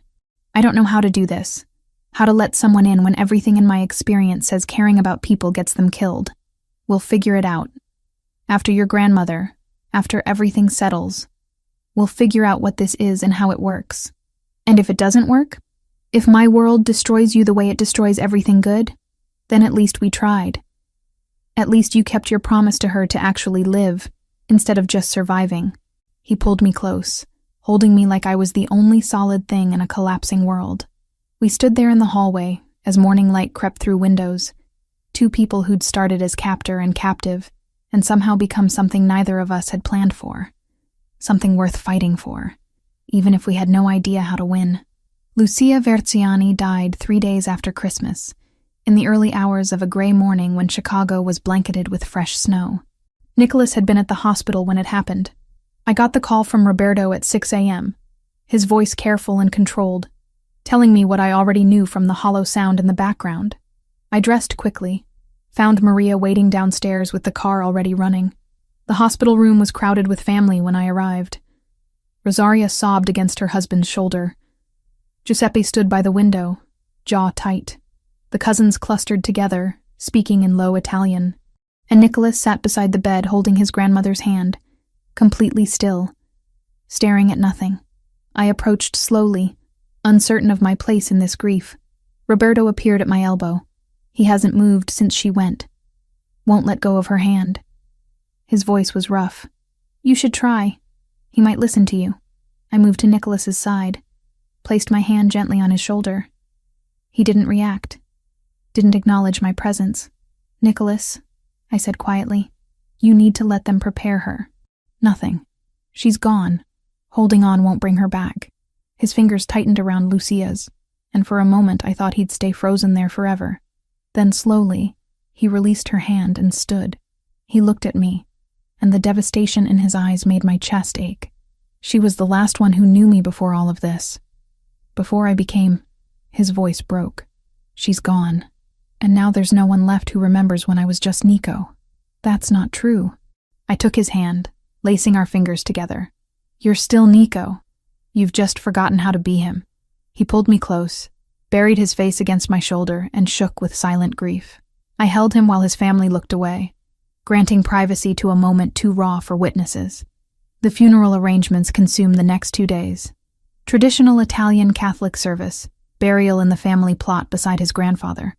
Nicholas moved through it all mechanically, making decisions with Roberto's help, accepting condolences with practiced grace that hid the hollowness underneath. I stayed close, doing what I could, fielding phone calls, coordinating with the church, making sure Nicholas actually ate something between meetings with the funeral director and the priest. Amanda called twice, concerned because I'd extended my out-of-state assignment indefinitely. I promised to explain everything soon, hating the lie but unable to navigate truth while Nicholas's world was collapsing. The funeral was massive. Hundreds of people filled the church, family, business associates, politicians, community members whose lives Lucia had touched in 8 decades of fierce living. Don Salvatore delivered a eulogy in Italian that had half the congregation in tears. Rosaria spoke about her mother's strength, her unwavering belief in family, her ability to love unconditionally even in a world that demanded conditions for everything. Nicholas didn't speak. He sat in the front pew, expressionless, while person after person shared memories of the woman who'd raised him. I sat beside him, our hands clasped together, wondering if he even registered my presence through the grief. At the burial, snow fell in soft flakes that caught in his dark hair. He stood at the graveside until everyone else had left, until even the cemetery workers had discreetly withdrawn to give him space. I waited nearby, close enough to reach if he needed me, but far enough to let him grieve privately. Finally, he spoke without turning around. She told me to let you love me. Said it was her dying wish. I know. I was there. Do you? He turned to face me. Love me, I mean. Or is that part of the performance we haven't dropped yet? I don't know what I feel anymore, Nicholas. Everything's tangled together. The fear and the lies and the real moments and the fake ones. But whatever it is, It's not pretending. I moved closer. I care about you. Probably more than is wise given the circumstances. Circumstances like the fact that you're still technically being held against your will, that you witnessed crimes that make you a permanent liability, that my enemies have targeted you because of proximity to me. All of those things, yes. He laughed bitterly. You should run. Take the money, disappear, build a life somewhere I can't touch. That's what anyone rational would do. Probably. But rationality left the building when I started bandaging your wounds and lying to your dying grandmother. I closed the distance between us. I'm here because I choose to be, not because of threats or money or obligation, because somewhere in the middle of this disaster, you became someone I don't want to walk away from. He kissed me then, desperate and needing, and I kissed him back with equal intensity. We stood in the cemetery surrounded by graves and falling snow, two people who'd found each other in the worst possible way and somehow made it mean something. When we finally returned to the mansion, family had gathered there for the traditional post-funeral meal. The dining room filled with relatives sharing stories, crying, laughing at memories. Nicholas moved through it in a daze, accepting embraces and condolences, but not really present. I helped Maria in the kitchen, grateful for something concrete to do. Amanda had been trying to reach me, but I'd silenced my phone. I'd have to deal with that reality soon. Explain why I'd been gone nearly 3 weeks. Why I'd lied. What I'd gotten myself tangled in. But not tonight. Tonight was for Nicholas and his grief, and the family trying to hold together in Lucia's absence. Evening came. Family started departing, offering final hugs and promises to check in soon. Rosaria pulled me aside before leaving. You're good for him, she said. My mother saw it before anyone else did.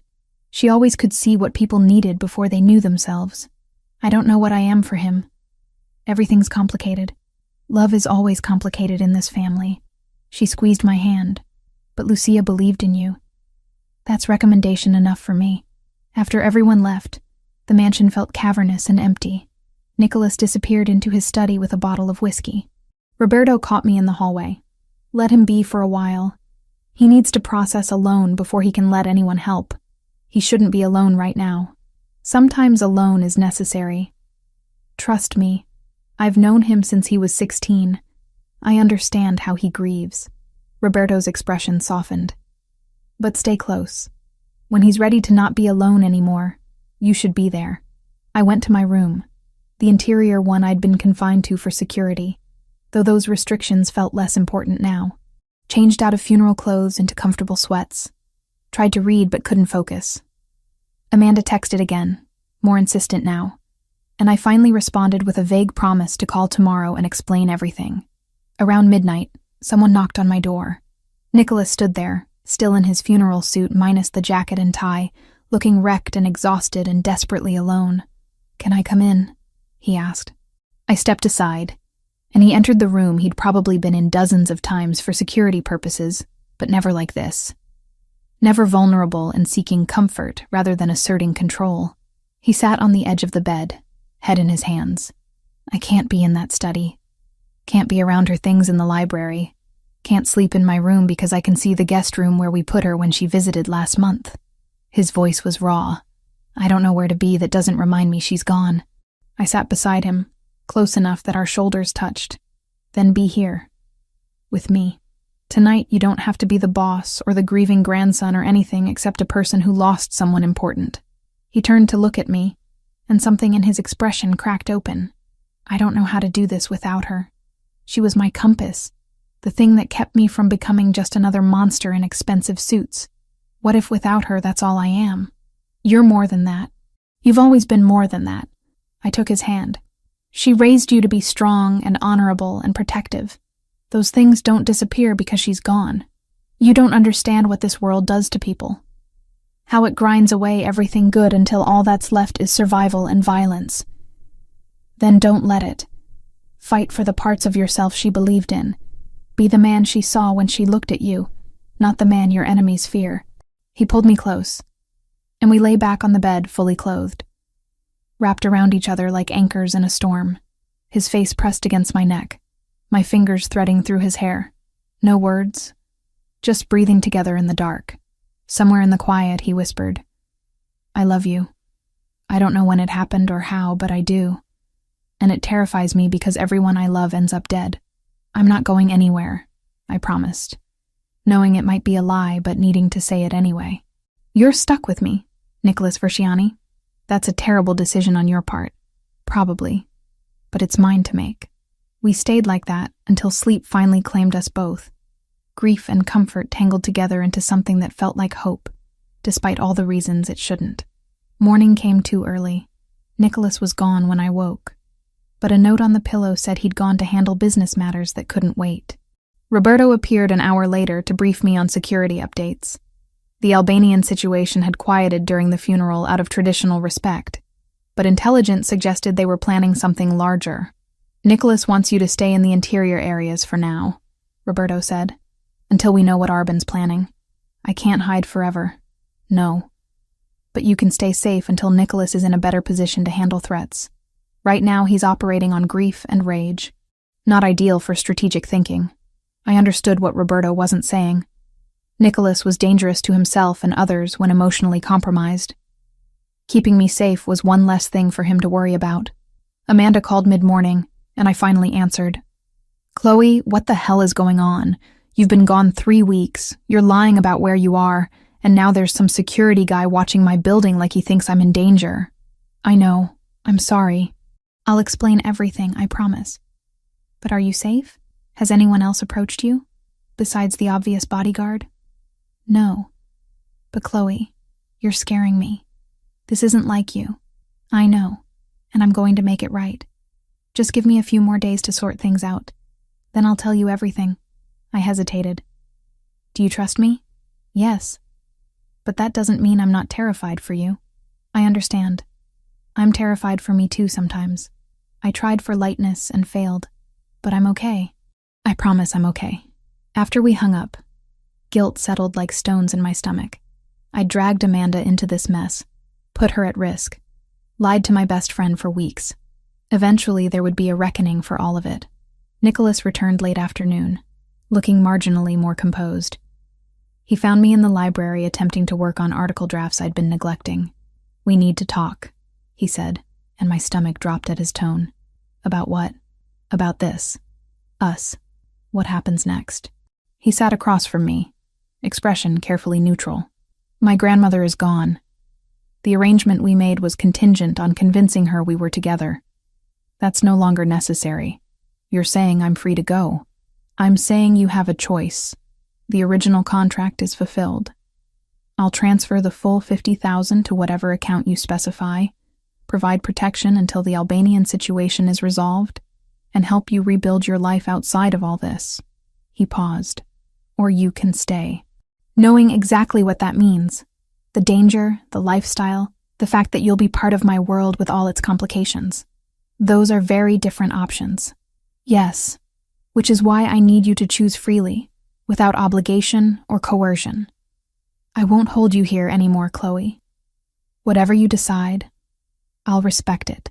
I looked at this man who'd kidnapped me, threatened me, forced me into an elaborate lie, and somehow become someone I couldn't imagine leaving. What do you want me to choose? I want you to stay. I want to figure out how to make this work. I want what I told you last night to matter beyond just grief talking. He leaned forward. But I won't ask you to choose my world over your safety and freedom. That's not a fair choice to demand. Nothing about this has been fair from the beginning. No, but it can be fair going forward. If you want there to be a going forward. Before I could answer, Roberto burst into the library without knocking, expression urgent. We have a problem. Big one. Nicholas stood immediately. What happened? The mansion's being watched. 3 vehicles positioned at different points around the perimeter. Albanian plates traced to shell companies Arbin controls. Roberto's jaw was tight. They're planning something. Soon. Increase patrols, lock down all access points, and get everyone not essential off the property. Nicholas moved into command mode instantly. Grief shoved aside for crisis management. How many men do we have on site? 20, plus another 10 we can pull from nearby locations within 15 minutes. Do it. And move Chloe to the most secure. He stopped. Looked at me. Unless you want to leave. I can have you escorted to a safe location away from all this right now. It was the choice he'd just offered me, crystallized in immediate crisis. Stay in his dangerous world or escape while I still could. I thought about Amanda, about my apartment, about the life I'd had 3 weeks ago that was simple and safe and lonely. Then I looked at Nicholas, at the man who'd shown me vulnerability and strength in equal measure, who'd trusted me with his dying grandmother and his deepest grief. I'm staying, I said. At least until this is resolved. You don't face this alone. Relief flashed across his face before he masked it. Then we move you to the secure room. Now. The rest of the day passed in controlled chaos. Security protocols activated, weapons distributed, defensive positions established. The mansion transformed into a fortress preparing for siege. I stayed in the interior room as instructed, monitoring everything through security feeds Roberto had set up. Nicholas came by periodically to check on me, stealing moments between strategy sessions with his men. During one visit, he pulled me close and kissed me like he was memorizing the feel of it. If something happens, he said against my lips, if this goes badly, Roberto has instructions to get you out. You'll be protected regardless of what happens to me. Nothing's going to happen to you. You don't know that. Then we'll make sure it doesn't. I gripped his shirt. You promised your grandmother you'd actually live. You don't get to break that promise by getting yourself killed the week after her funeral. He almost smiled. Bossy even when I'm trying to be noble. Someone has to keep you from your worst instincts. He kissed me again, then left to continue preparations. I watched through monitors as night fell and the mansion settled into tense waiting. Guards at every access point, lights strategically positioned. Everything ready for whatever came next. Around midnight, Roberto's voice crackled through the intercom. Movement at the south gate, multiple vehicles approaching. I watched the feeds as 3 black SUVs pulled up to the property line. Men emerged, and even through the grainy footage I could see weapons. Not a subtle approach, a direct assault. Nicholas's voice came through the security channel, calm and commanding. Hold positions. Let them make the first move. Record everything. The Albanian forces spread out, clearly planning coordinated entry from multiple points. This wasn't intimidation or posturing. This was war, and I was trapped in the middle of it, watching the man I'd somehow fallen for prepare to defend his home and his life against enemies I'd inadvertently helped create by existing in his world. The choice to stay suddenly felt very real and very dangerous, but I'd meant what I said. I wasn't leaving. Not tonight. Not until this was over and we could figure out what we actually were to each other, without death and lies tangling everything. Whatever came next, we'd face it together. The attack on the mansion lasted 17 minutes. I know because I watched every second tick by on the security monitor while men with guns turned Nicholas's home into a war zone. The interior room held. The door didn't break, but watching him move through crossfire on those grainy feeds made my chest feel like someone was sitting on it. When the gunfire finally stopped, Roberto's voice came through the radio Nicholas had left me. Clear. We held them off. Boss wants to know you're... Static swallowed the rest. I tried responding. Got nothing back. My hands wouldn't stop shaking. The door opened 10 minutes later. Not Nicholas. 2 men I'd seen around the property but never spoken to directly. Come with us, the taller one said. Not threatening. Just matter of fact. Where's Nicholas? Dealing with casualties. He sent us to move you to a more secure location while we assess damage. Something in my gut twisted. I want to talk to him first. He's busy. We need to move now. The shorter one stepped closer, hand extended like he might physically guide me. I backed up instinctively. I'm not going anywhere until I hear his voice confirming this. The tall one sighed, pulled out a phone, tapped something, held it to his ear. She's refusing. Pause. Understood. He lowered the phone.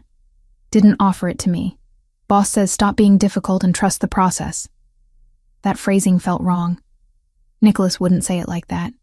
He'd be blunt, probably irritated, but he'd use my name. Let me hear him say it. We don't have time for... I grabbed the door handle, slammed it shut, and threw the lock. Reinforced or not, it would buy me seconds. Shouting erupted outside. Fists pounded the wood. I fumbled for the radio, switched channels blindly. hoping someone legitimate was monitoring. "This is Chloe." 2 men claiming Roberto sent them. "I don't think they're ours," Static answered. Then Roberto's voice, sharp and urgent. "Where are you?" "Interior room. They're trying to get in." The door exploded inward, not from picks or leverage, but from a shaped charge that blew the lock mechanism apart. My ears rang. Smoke filled the space. Hands grabbed me before I could process movement. I fought. Got an elbow into someone's ribs. Heard a grunt. Then something hard connected with the side of my head, and the world tilted sideways. When things came back into focus, I was being half carried, half dragged through hallways I didn't recognize. Not the main house. Service corridors, maybe. My head pounded. Blood trickled warm down my temple. "Stop fighting," someone muttered in accented English. "Makes this harder for everyone." We emerged into cold night air. A van idled near a side gate I'd never seen before. They shoved me into the back. Zip ties bit into my wrists. Someone threw a hood over my head, and darkness swallowed everything. The drive felt endless. Every turn, every bump registered through my body pressed against metal floor. I tried counting minutes, tracking direction changes. Lost track after the first 10 turns. When the van finally stopped and they hauled me out, cold air hit like a slap. Industrial smells, oil, rust, something chemical I couldn't name. My feet scraped concrete. A door opened, closed. Echoes suggested large, empty space. They removed the hood. Warehouse, mostly empty. Overhead lights casting harsh shadows. And standing 20 feet away, watching me with dark, assessing eyes, was Arbin. I'd seen his photo in Nicholas's files. In person, he looked older, harder. Mid-30s, beard trimmed neat, expensive coat over tactical vest. A man who'd learned to blend legitimate businessman with organized criminal. "Ms. Turner," he said, accent thicker than the men who'd taken me. "I apologize for the rough transport. My people were instructed to be gentle. Your people hit me in the head and tied my wrists. Yes, regrettable. But you fought." He gestured, and someone cut the zip ties. Blood rushed back into my hands, pins and needles flooding my fingers. "Please, sit." There was a metal chair. I sat because standing felt precarious with my head still spinning. Arbin pulled over a crate, perched on it. Close enough to talk, far enough to avoid seeming threatening. "You know who I am," he said. Not a question. "Albanian Mafia. Currently trying to kill my—" I stopped, uncertain what word fit. Boyfriend felt absurd. Captor turned something complicated didn't roll off the tongue. "Trying to kill Nicholas. I'm not trying to kill him. I'm trying to hurt him." Arbin's expression didn't change. "There's a difference. Semantics. Precision." He leaned forward slightly. 3 years ago, your Nicholas executed my brother. Put a bullet in his head, left his body in one of our warehouses with a message carved into his chest. This is what happens when you touch what's mine. I remembered Nicholas mentioning this. The pregnant woman, the children. Your brother killed innocent people during a territorial dispute, I said carefully. Nicholas responded to that. My brother was reckless, ambitious beyond his competence. He pushed too far, ignored warnings, and yes, people died who shouldn't have. Arbin's voice stayed level, but something cold moved behind his eyes. I would have handled him myself eventually. Family discipline. But Nicholas didn't give me that chance. He made it public, humiliating. A message to everyone that the Verzianis don't negotiate. So this is revenge. This is balance. He stood, paced slowly.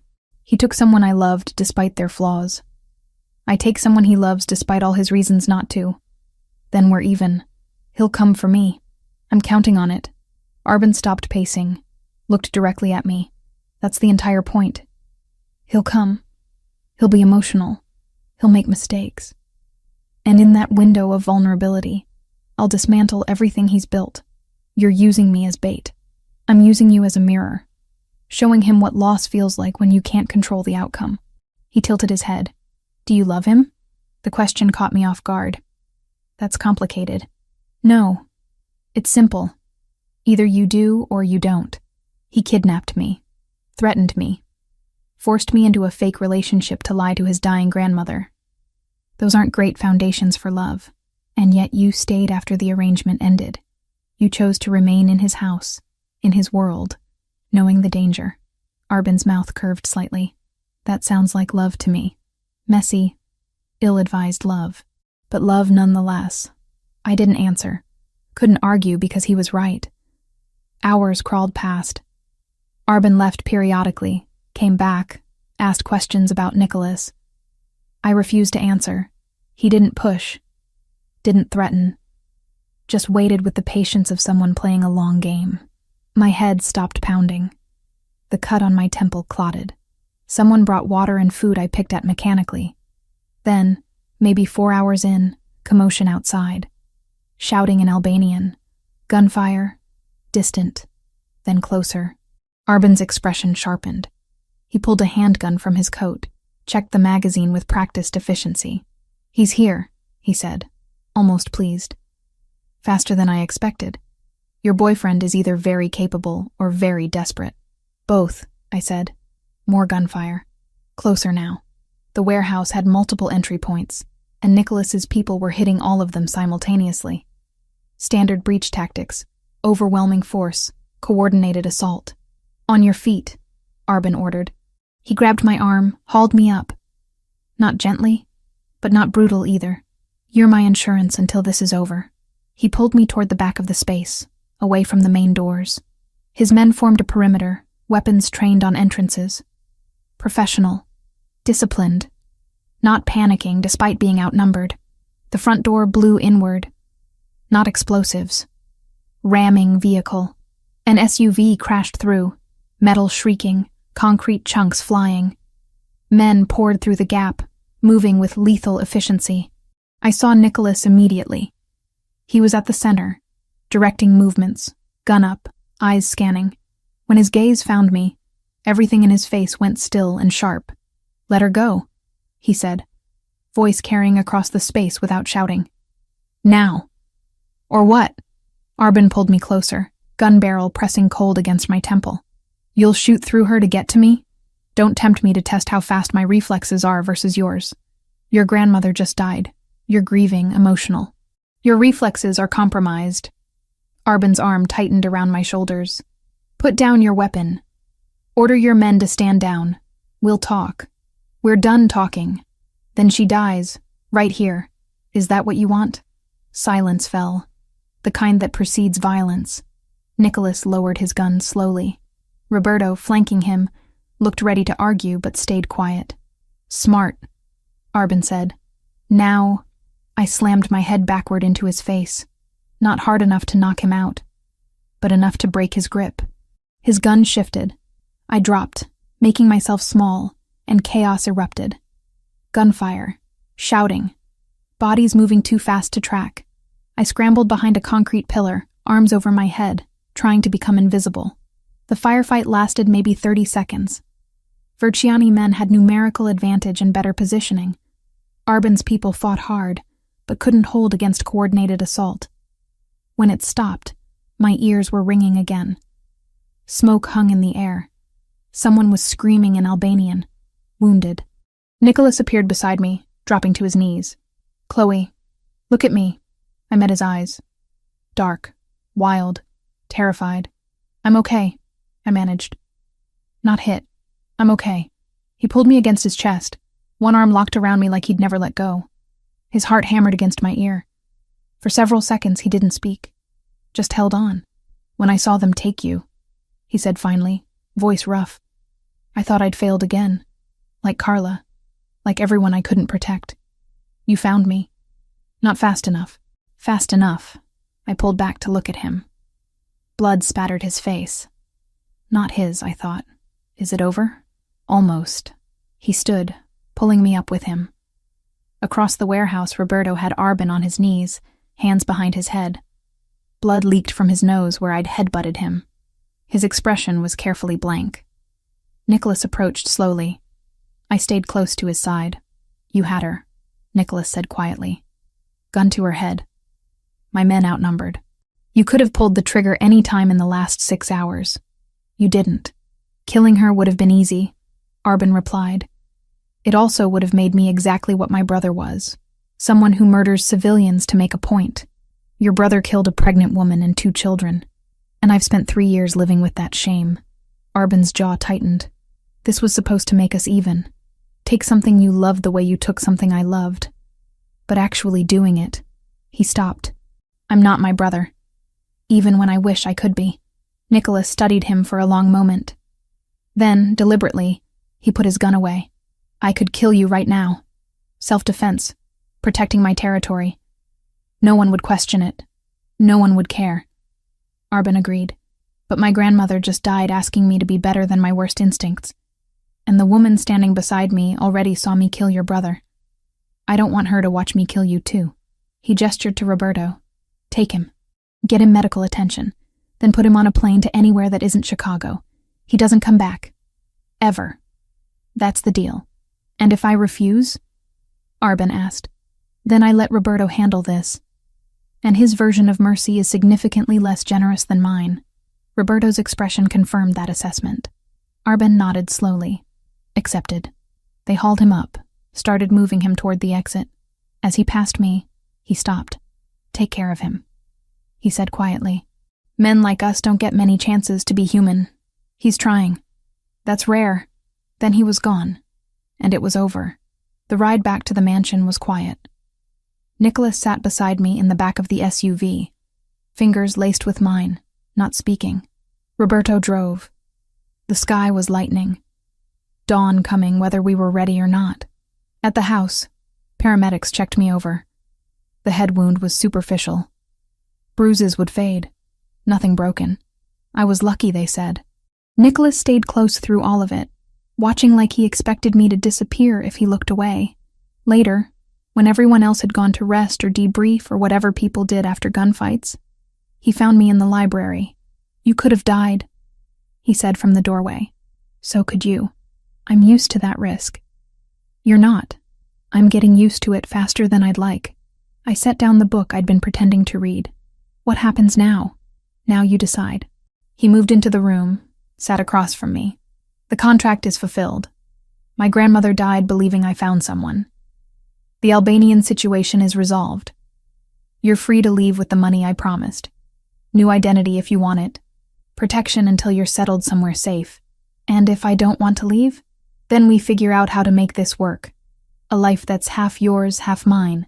Entirely complicated. His eyes held mine. But that's your choice. I won't keep you here anymore. I thought about my apartment, my job, Amanda. The life I'd had 3 weeks ago that felt like it belonged to a different person. I need time, I said honestly. Time to think without anyone threatening me or asking me to lie to dying women or shooting at me. How much time? A few days, maybe a week. Somewhere quiet where I can process everything that's happened. I can arrange that. He stood, moved toward the door, then stopped. For what it's worth, I meant what I said. I love you. That's not going to change whether you stay or go. I know. After he left, I sat in the quiet library watching dawn light paint the walls gold and wondered what the hell I was going to do with a heart that had somehow decided loving a mafia boss was less insane than walking away from him. Eu sou o Claude. Não estou usando o chat GPT. Você está conversando comigo, Claude, da Anthropic. Vou escrever a parte 8 agora. Amanda's apartment looked exactly how I'd left it 3 weeks ago, but standing in her living room felt like visiting a museum of my old life. The same mismatched furniture, the same stack of magazines on the coffee table, the same framed photo of us from journalism school, both of us younger and convinced we'd change the world one story at a time. She'd picked me up from the hotel Nicholas had arranged. Neutral ground, he'd called it. Somewhere I could think without his world pressing in from all sides. The drive over had been quiet. Amanda kept glancing at me like I might disappear if she looked away too long. Now, sitting on her couch with tea neither of us was drinking, the silence stretched thin. You've been gone almost a month, she finally said. And you show up looking like you've lived 3 lifetimes. It's been complicated. Complicated. She set her mug down carefully. Chloe, there were armed men watching my building. Professional security who vanished the day you texted saying you were taking time to think. That's not complicated. That's terrifying. I know. I'm sorry. Sorry doesn't explain anything. Her voice cracked slightly. You're my best friend. We tell each other everything. And you've been lying to me for weeks. I didn't have a choice. There's always a choice. I looked at her. Really looked. The worry lines around her eyes. The tension in her shoulders. I'd done this to her. Me and my terrible decisions in a parking garage. You're right, I said quietly. I should have trusted you. But the truth was so insane I didn't know how to explain it without sounding crazy. Try me now. So I did. I told her everything. The parking garage, Nicholas, the forced arrangement with his grandmother, the Albanians, the kidnapping, the warehouse. I left out some of the violence. Amanda didn't need those nightmares, but I didn't sugarcoat the danger or my own culpability in staying longer than the original contract required. She listened without interrupting. When I finished, she stood up, walked to the window, stared out at Chicago's skyline. You fell in love with a mafia boss, she said flatly. I don't know if it's love exactly. Chloe. She turned around. You stayed after he gave you an out. You got kidnapped and still came back to him. That's love. Messy. Probably doomed. Definitely inadvisable love. But love. It's more complicated than that. Everything with you is complicated lately. She came back to the couch, sat down. The question isn't whether you love him. The question is whether you can actually build a life with someone whose world involves kidnappings and shootouts. I don't know. Then figure it out. Because I can't watch you destroy yourself for someone who might get you killed. Her eyes were wet now. You're all I have, Chloe. My only real family.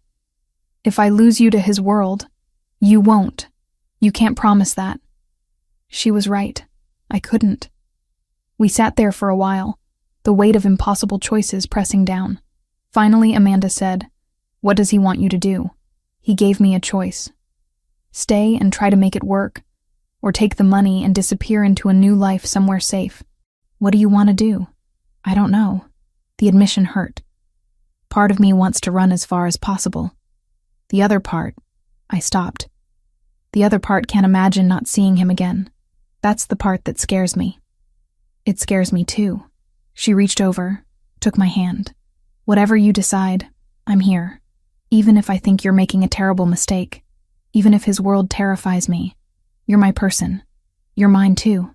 Then don't vanish again without telling me. Deal? Deal. I stayed with Amanda for 3 days. We fell into familiar rhythms, cooking together, watching terrible movies, talking about everything except Nicholas. She told me about work, about the guy from accounting who kept asking her out, about the editor who was driving everyone crazy with impossible deadlines. Normal life.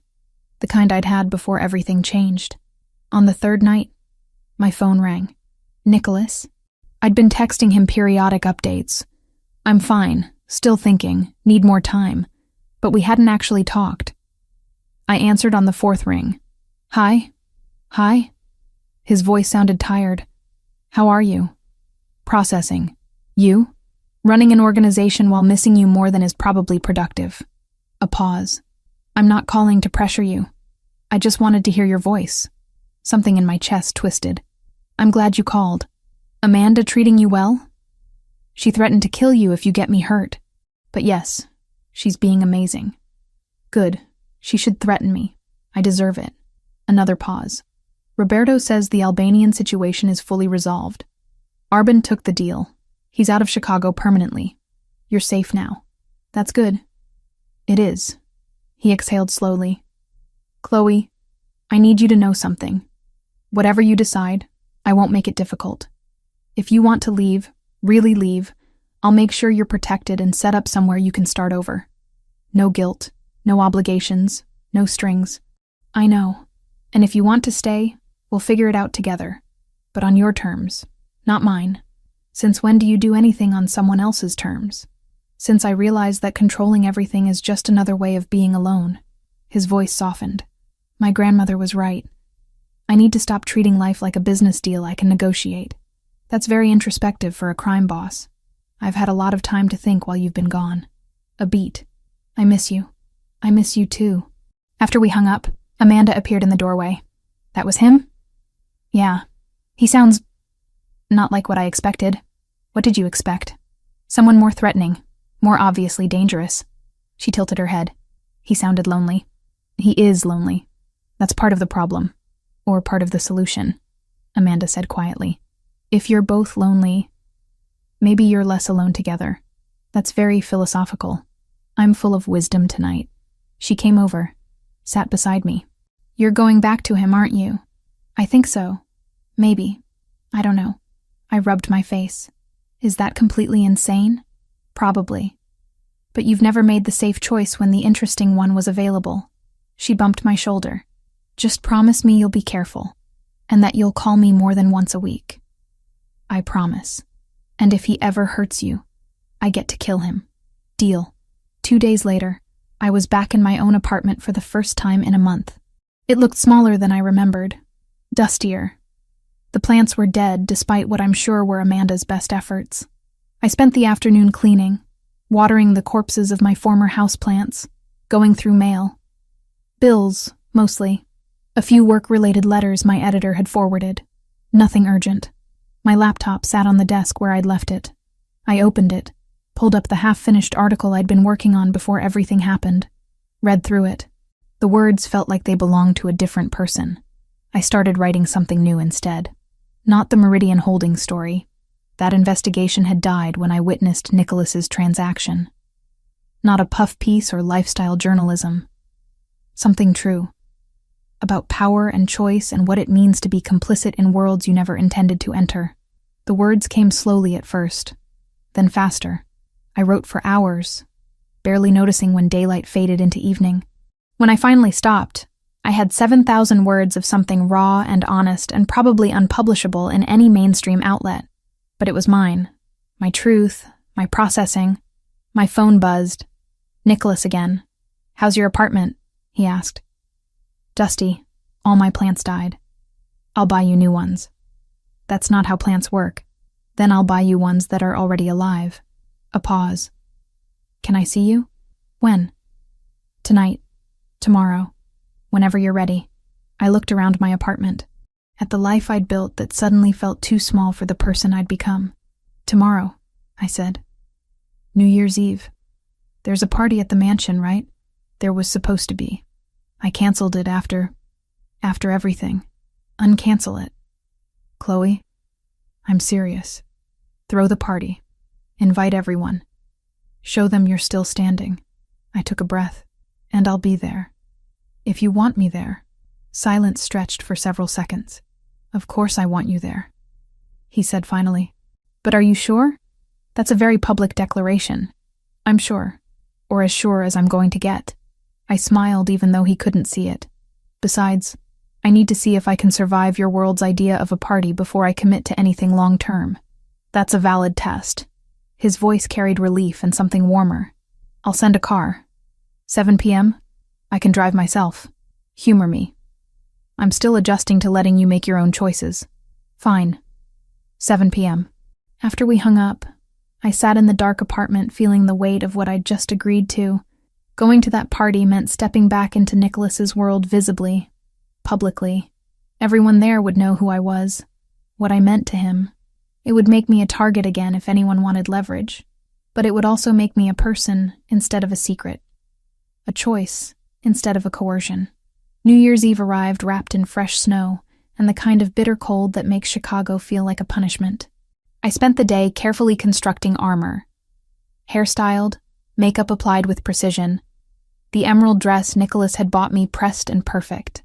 Amanda came over to help, which mostly meant sitting on my bed offering commentary. You look like you're going to war, she observed.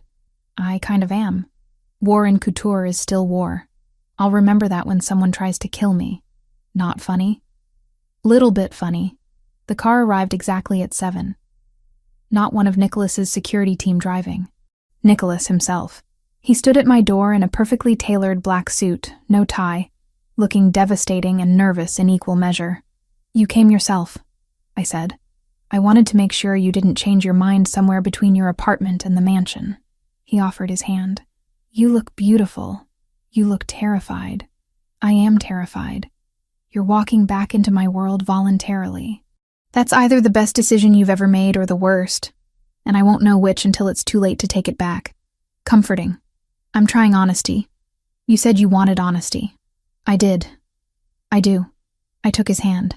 Let's go before I lose my nerve. The mansion glittered with lights and decorations, transformed from fortress to celebration venue. Music drifted from inside. Live band, not recorded. Expensive cars lined the drive. People in formal wear moved through rooms visible through windows. Nicholas led me inside, his hand at the small of my back. Conversations paused as we entered. Everyone turned to look. I recognized faces from the Christmas dinner. Rosaria, who smiled warmly. Don Salvatore, who raised his glass in salute. Roberto, who nodded approval. Others I didn't know but who clearly knew exactly who I was. Everyone, Nicholas said, his voice carrying across the room.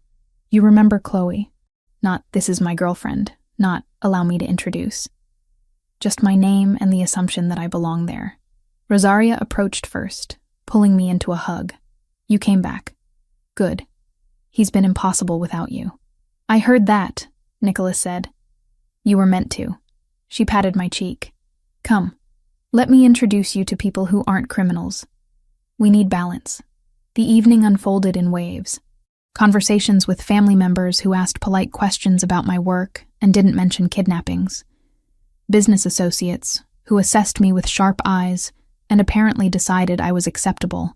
Politicians who pretended not to recognize the criminal element surrounding them. Nicholas stayed close but not smothering, giving me space to navigate on my own while remaining available if I needed rescue.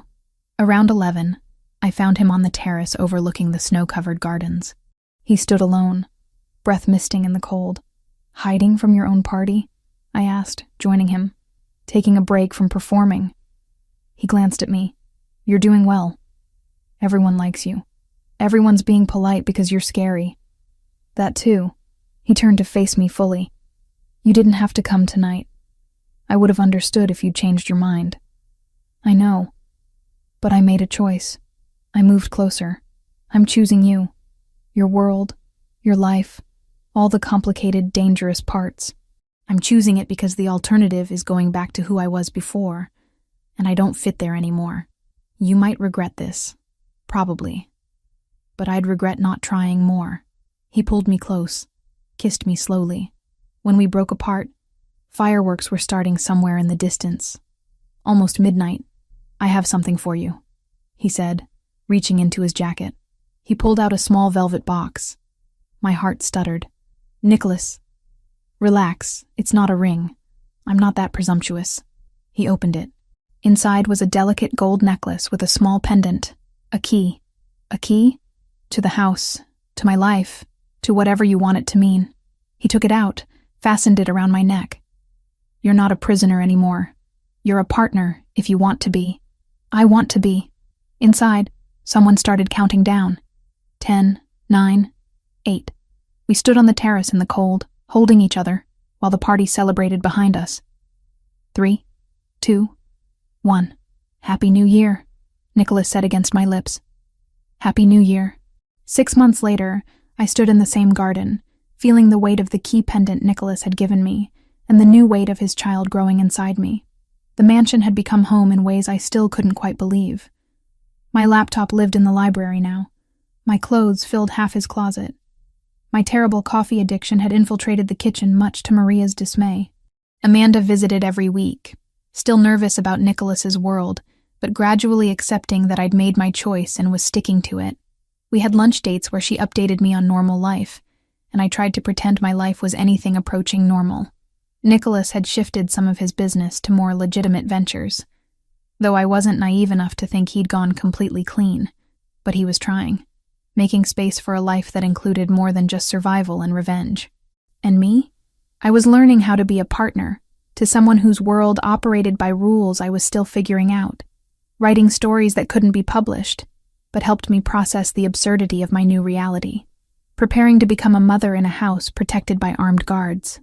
"You're thinking too loud," Nicholas said, appearing beside me in the garden. He wrapped his arms around me from behind, hands settling over where our baby was growing. "Just remembering." Remembering what? That night in the parking garage. If I'd made different choices, you'd be covering city council meetings and eating ramen in your apartment. That doesn't sound so bad. It sounds lonely. He turned me around to face him. "Are you happy? Really happy? Not just making the best of a bad situation?" I thought about it. The honest answer.